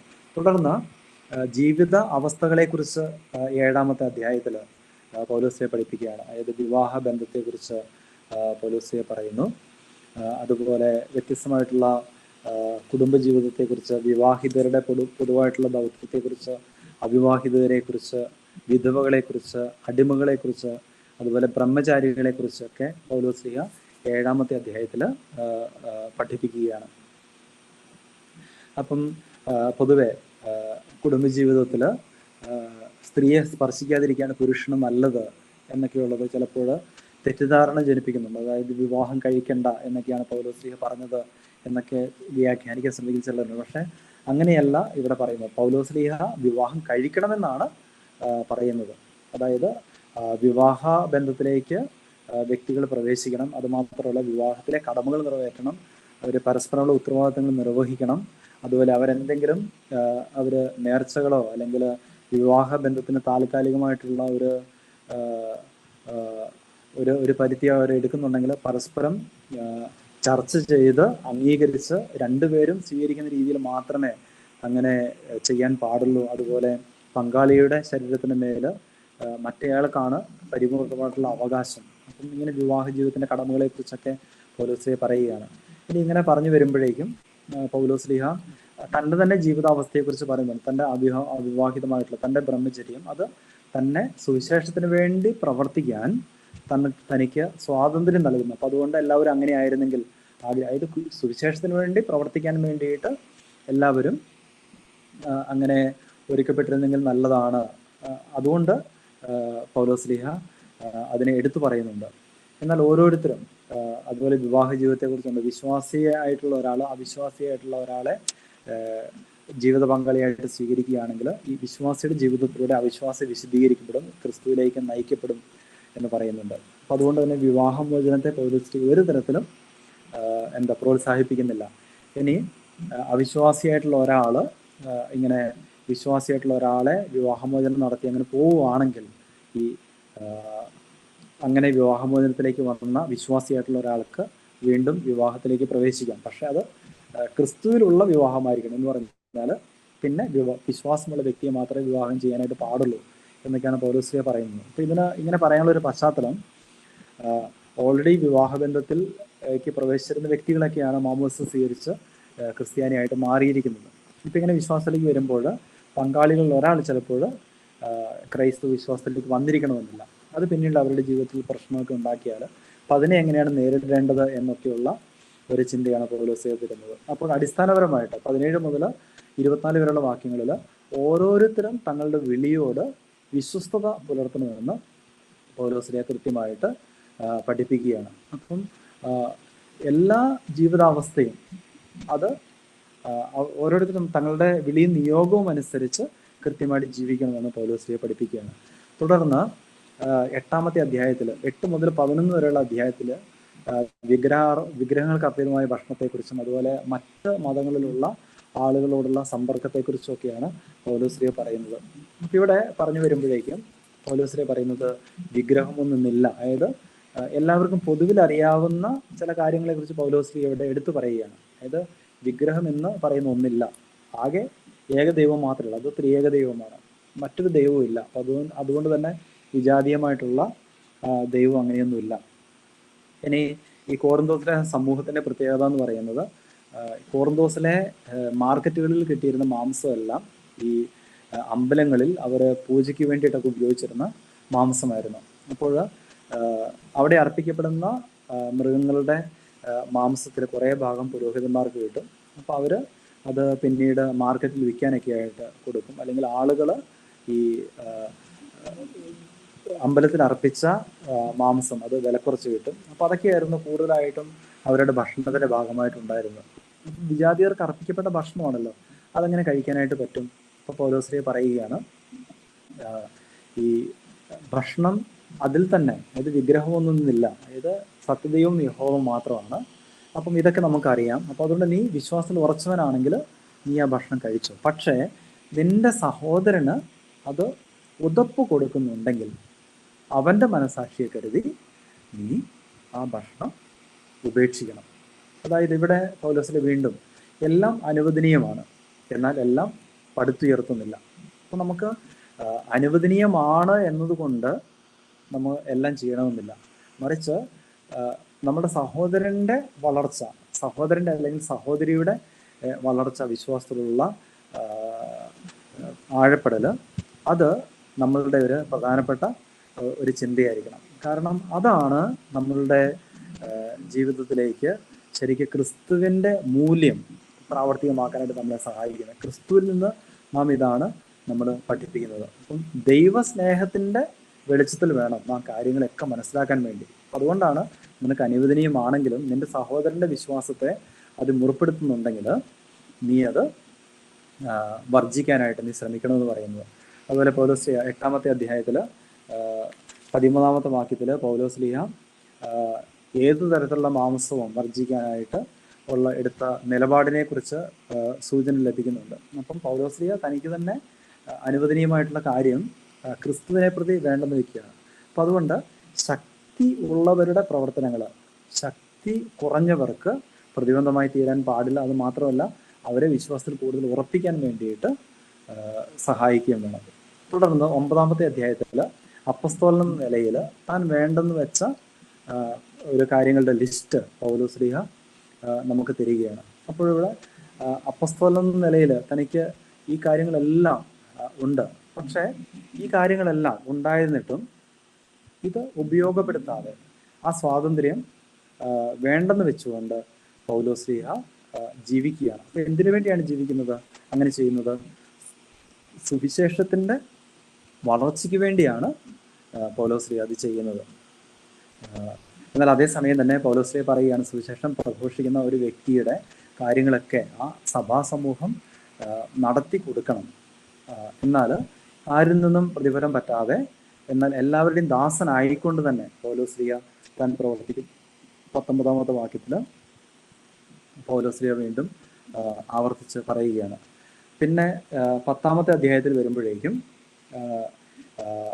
ഇസ്രായേലിന്റെ ചരിത്രത്തിൽ നിന്ന് നമുക്ക് ലഭിക്കുന്ന പാഠങ്ങളെ കുറിച്ചാണ് പൗലോസ്ലീഹ പഠിക്കുന്നത്. അപ്പം ഇസ്രായേൽ ജനം അവര് ദൈവത്തെ ധിക്കരിച്ചു, അതിനുള്ള പ്രതിഫലം അവർക്ക് ലഭിച്ചു. ഇനി കോറിന്തോസിലെ സഭ ഇപ്പോൾ വിഗ്രഹാരാധനയിലേക്ക് പോവുകയാണെങ്കിൽ ഈ പഴയ നിയമത്തിലെ ജനത്തിന്റെ അതേ അനുഭവത്തിലേക്കാണ് പോകുന്നത്. പക്ഷെ അങ്ങനെ പോകരുത് എന്ന്. അപ്പം ഇസ്രായേലും കോറിന്തോസും ഒരു താരതമ്യ പഠനം നടത്തിക്കൊണ്ട് വിഗ്രഹാരാധനയിലേക്കും അധാർമികമായിട്ടുള്ള പ്രവർത്തനങ്ങളിലേക്കും പോകരുത് എന്ന് പൗലോസ്ലീഹ അവരെ പഠിപ്പിക്കുകയാണ്. അപ്പൊ കോറിന്തോസുകാര് ഇസ്രായേൽ ജനത്തിന്റെ ചരിത്രത്തിൽ നിന്ന് പഠിക്കുക, നിൽക്കുന്നു എന്ന് കരുതുന്നവർ വീഴാതിരിക്കട്ടെ എന്ന് അപ്പോസ്തലൻ അവർക്ക് താക്കീത് നൽകുകയാണ്. അതുപോലെ ഇസ്രായേലിന്റെ ജീവിതത്തിലെ അവരുടെ വിഗ്രഹാരാധനയെ കുറിച്ചൊക്കെ പൗലോസ്ലീഹ കൃത്യമായിട്ട് അവരെ പഠിപ്പിക്കുകയാണ്. അപ്പൊ ക്രിസ്തുവിനെ അറിയുകയും സ്വീകരിക്കുകയും ചെയ്തവർക്ക്, പിതാക്കന്മാർക്ക് സംഭവിച്ച അതേ തെറ്റുകൾ സംഭവിക്കാൻ പാടില്ല എന്നുള്ള വലിയ ബോധ്യത്തിൽ നിന്നാണ് പൗലോസ്ലീഹ ഇത് പറയുന്നത്. അതുമാത്രമല്ല, ക്രിസ്തുവിന്റെ അത്താഴത്തിൽ പങ്കെടുക്കുമ്പോൾ, അതായത് വിസ്തുർബാനയിൽ പങ്കെടുക്കുമ്പോൾ ക്രിസ്തുവിന്റെ തന്നെ രക്തത്തിലും മാംസത്തിലുമാണ്, ക്രിസ്തു എന്ന വ്യക്തിയിലാണ് നമ്മൾ പങ്കെടുക്കുന്നത്. ഇനി വിജാതീയമായിട്ടുള്ള ആരാധനയിൽ പങ്കെടുത്ത് അവരുടെ വിരുന്ന് കഴിക്കുമ്പോൾ നമ്മൾ ക്രിസ്തുവിന്റെ ബലിയർപ്പണത്തെ നമ്മൾ എന്താണ് വിഗ്രഹങ്ങൾക്ക് അർപ്പിച്ചതിനോട് തുല്യമാക്കി മാറ്റുകയാണ്. അപ്പോൾ അത് ശരിയല്ല എന്ന് പൗലോസ്ലീഹ പറയുകയാണ്. ഇനി ചെയ്യുന്ന എല്ലാ കാര്യങ്ങളും ദൈവമഹത്വത്തിന് വേണ്ടി ചെയ്യണമെന്ന് പൗലോസ്ലീഹ 10-ാം അധ്യായം 23 മുതലുള്ള വാക്യങ്ങളിലൂടെ അവരെ ഓർമ്മിപ്പിക്കുകയാണ്. തുടർന്ന് 11-ാമത്തെ അധ്യായത്തിൽ സാമൂഹികമായിട്ട് അവരനുവർത്തിക്കേണ്ട ചില കാര്യങ്ങളെ കുറിച്ചാണ് പറയുന്നത്. അവരുടെ പ്രാർത്ഥനയിൽ സ്ത്രീകളുടെ ശിരോവസ്ത്രത്തെക്കുറിച്ച് പറയുന്നുണ്ട്. അപ്പൊ ഇവിടെ ശരിക്കും ഒരു പൗലോസ്ലീഹയുടെ സ്ത്രീ വിരുദ്ധതയാണ് പ്രത്യക്ഷമാകുന്നത് എന്നുള്ള രീതിയിൽ ചിലപ്പോൾ ചിലർ വിമർശിക്കാറുണ്ട്. പക്ഷെ നമ്മൾ ഈ 11-ാമത്തെ അധ്യായത്തെ, അതായത് 11 മുതൽ 14 വരെയുള്ള അധ്യായങ്ങളെ ഗ്രീക്ക് റോമൻ പശ്ചാത്തലത്തിൽ നിന്നുകൊണ്ടാണ് നമ്മൾ മനസ്സിലാക്കേണ്ടത്. അതായത് അവരുടെ അന്നത്തെ സമൂഹത്തിൽ വസ്ത്രധാരണ രീതിയെക്കുറിച്ചും അതുപോലെ അവരെ അനുവർത്തിച്ച് പോകേണ്ട കാര്യങ്ങളെക്കുറിച്ചൊക്കെയുള്ള ചില പൊതു രീതികളുണ്ടായിരുന്നു. പ്രത്യേകിച്ച് യഹൂദ സമൂഹത്തിൽ നിന്നായിരുന്നില്ല ക്രൈസ്തവ സമൂഹം രൂപപ്പെട്ടു വന്നത്. അപ്പം അതുകൊണ്ട് തന്നെ അവരുടെ കുറേ ജീവിത രീതികൾ ക്രൈസ്തവ സമൂഹത്തിലേക്ക് കടന്നു വന്നിരുന്നു. അപ്പം അതനുസരിച്ച് ശിരോവസ്ത്രങ്ങൾ ഉപയോഗിക്കുക എന്ന് പറയുന്നത് സ്ത്രീകളെ സംബന്ധിച്ച് ഒരു സ്വാഭാവികമായിട്ടുള്ള കാര്യങ്ങളായിരുന്നു പൗലോസ്ലീഹയുടെ അന്നത്തെ സമൂഹത്തിൽ. അതുപോലെ പ്രാർത്ഥിക്കുമ്പോൾ പുരുഷന്മാർ ശിരോവസ്ത്രം ഉപയോഗിക്കാതിരിക്കുന്നതും അന്നത്തെ ഒരു സാമൂഹിക രീതിയായിരുന്നു. അപ്പം അതിനെ ബന്ധപ്പെടുത്തിക്കൊണ്ടാണ് പൗലോസ്ലീഹ ഇവിടെ ഈ ശിരോവസ്ത്രത്തെ കുറിച്ചൊക്കെ പറയുന്നത്. അതുപോലെ 11-ാമത്തെ അധ്യായം 10-ാം വാക്യത്തിൽ അക്കാരണത്താൽ ദൂതന്മാരെ പ്രതി സ്ത്രീക്ക് ശിരസിന് മീതെ അധികാരം ഉണ്ടായിരിക്കണം, ഈ ശിരസ് മൂടരുത് എന്നൊക്കെ പറഞ്ഞതിന് ശേഷം പൗലോസ്ലീഹ പറയുന്നതാണ് 10-ാമത്തെ വാക്യത്തിൽ ദൂതന്മാരെ പ്രതി സ്ത്രീക്ക് ശിരസിന് മീതെ അധികാരം ഉണ്ടായിരിക്കണം. ഈ ഒരു വാക്യം വ്യാഖ്യാനിക്കാനായിട്ട് വളരെ ബുദ്ധിമുട്ടുള്ള ഒരു വാക്യമാണ്. അപ്പോഴിവിടെ ഈ ശിരസിന് മീതെ അല്ലെങ്കിൽ ശിരോവസ്ത്രത്തിന് മീതെ എന്നൊക്കെ, അല്ലെങ്കിൽ എന്താണ് നീട്ടി വളർത്തി മുടിയാണ് എന്ന് അതിനെ മനസ്സിലാക്കുന്ന ഇതുണ്ട്. പക്ഷേ ഈ വാക്യം നമ്മൾ ഈ അധ്യായം വായിച്ചു വരുമ്പോൾ ഇതിൻ്റെ പൊതുവായിട്ടുള്ള പശ്ചാത്തലത്തിൽ നമ്മൾ മനസ്സിലാക്കുമ്പോൾ അവര് സമൂഹത്തിൻ്റെ, അതായത് ദൈവികമായിട്ടുള്ള നിയമങ്ങളെ അനുസരിച്ചുകൊണ്ട് ജീവിക്കാനുള്ള ഒരു സന്നദ്ധത അവർ പ്രകടിപ്പിക്കണം എന്നുള്ള ഒരു ചിന്തയാണ് നമുക്ക് ലഭിക്കുന്നത്. തുടർന്ന് 17 മുതലുള്ള വാക്യങ്ങളിൽ, 11-ാം അധ്യായം 17 മുതലുള്ള വാക്യങ്ങളിൽ ഈ സഭാ സമൂഹത്തിലുള്ള ഭിന്നതയെക്കുറിച്ച് പറയുന്നുണ്ട്. അപ്പൊ കോറിന്തോസിലെ സഭയിൽ സമ്പന്നരായിട്ടുള്ള ആളുകളുണ്ട്, പാവപ്പെട്ടവരായിട്ടുള്ള ആളുകളുണ്ട്. അപ്പോൾ വിസ്തുർബാന അർപ്പണത്തോട് ചേർന്ന് അവർക്ക് പൊതുവായിട്ടുള്ള ഭക്ഷണം ഉണ്ടായിരുന്നു. അപ്പം പണമുള്ളവര് ഭക്ഷണം കൊണ്ടുവന്നിരിക്കുന്നവര് അവർ കഴിക്കുന്നു, ബാക്കിയുള്ള പാവപ്പെട്ട ആളുകൾ വിശന്നിരിക്കുന്നു. അപ്പം പൗലോസ്ലീഹ പറയുകയാണ്, അങ്ങനെയുള്ള വകവ്യത്യാസം നിങ്ങൾക്കിടയിൽ ഉണ്ടാകരുത്. കാരണം എല്ലാവരും ഒരേ അപ്പത്തിൽ നിന്നാണ് ഭക്ഷിക്കുന്നത്, ഒരേ കാസിൽ നിന്നാണ് പാനം ചെയ്യുന്നത്. അപ്പോൾ ഈ ഒരുമ പങ്കുവയ്ക്കുന്ന മനോഭാവം അവർക്കിതിൽ ഉണ്ടാകണം. ഇനി അങ്ങനെ ചെയ്യുന്നില്ലെങ്കിൽ അവർക്ക് അവരുടെ ജീവിതത്തിലുള്ള ക്രിസ്തുവിനോടുള്ള വിശ്വസ്തതയുടെ കുറവാണെന്ന് പറയുകയാണ്.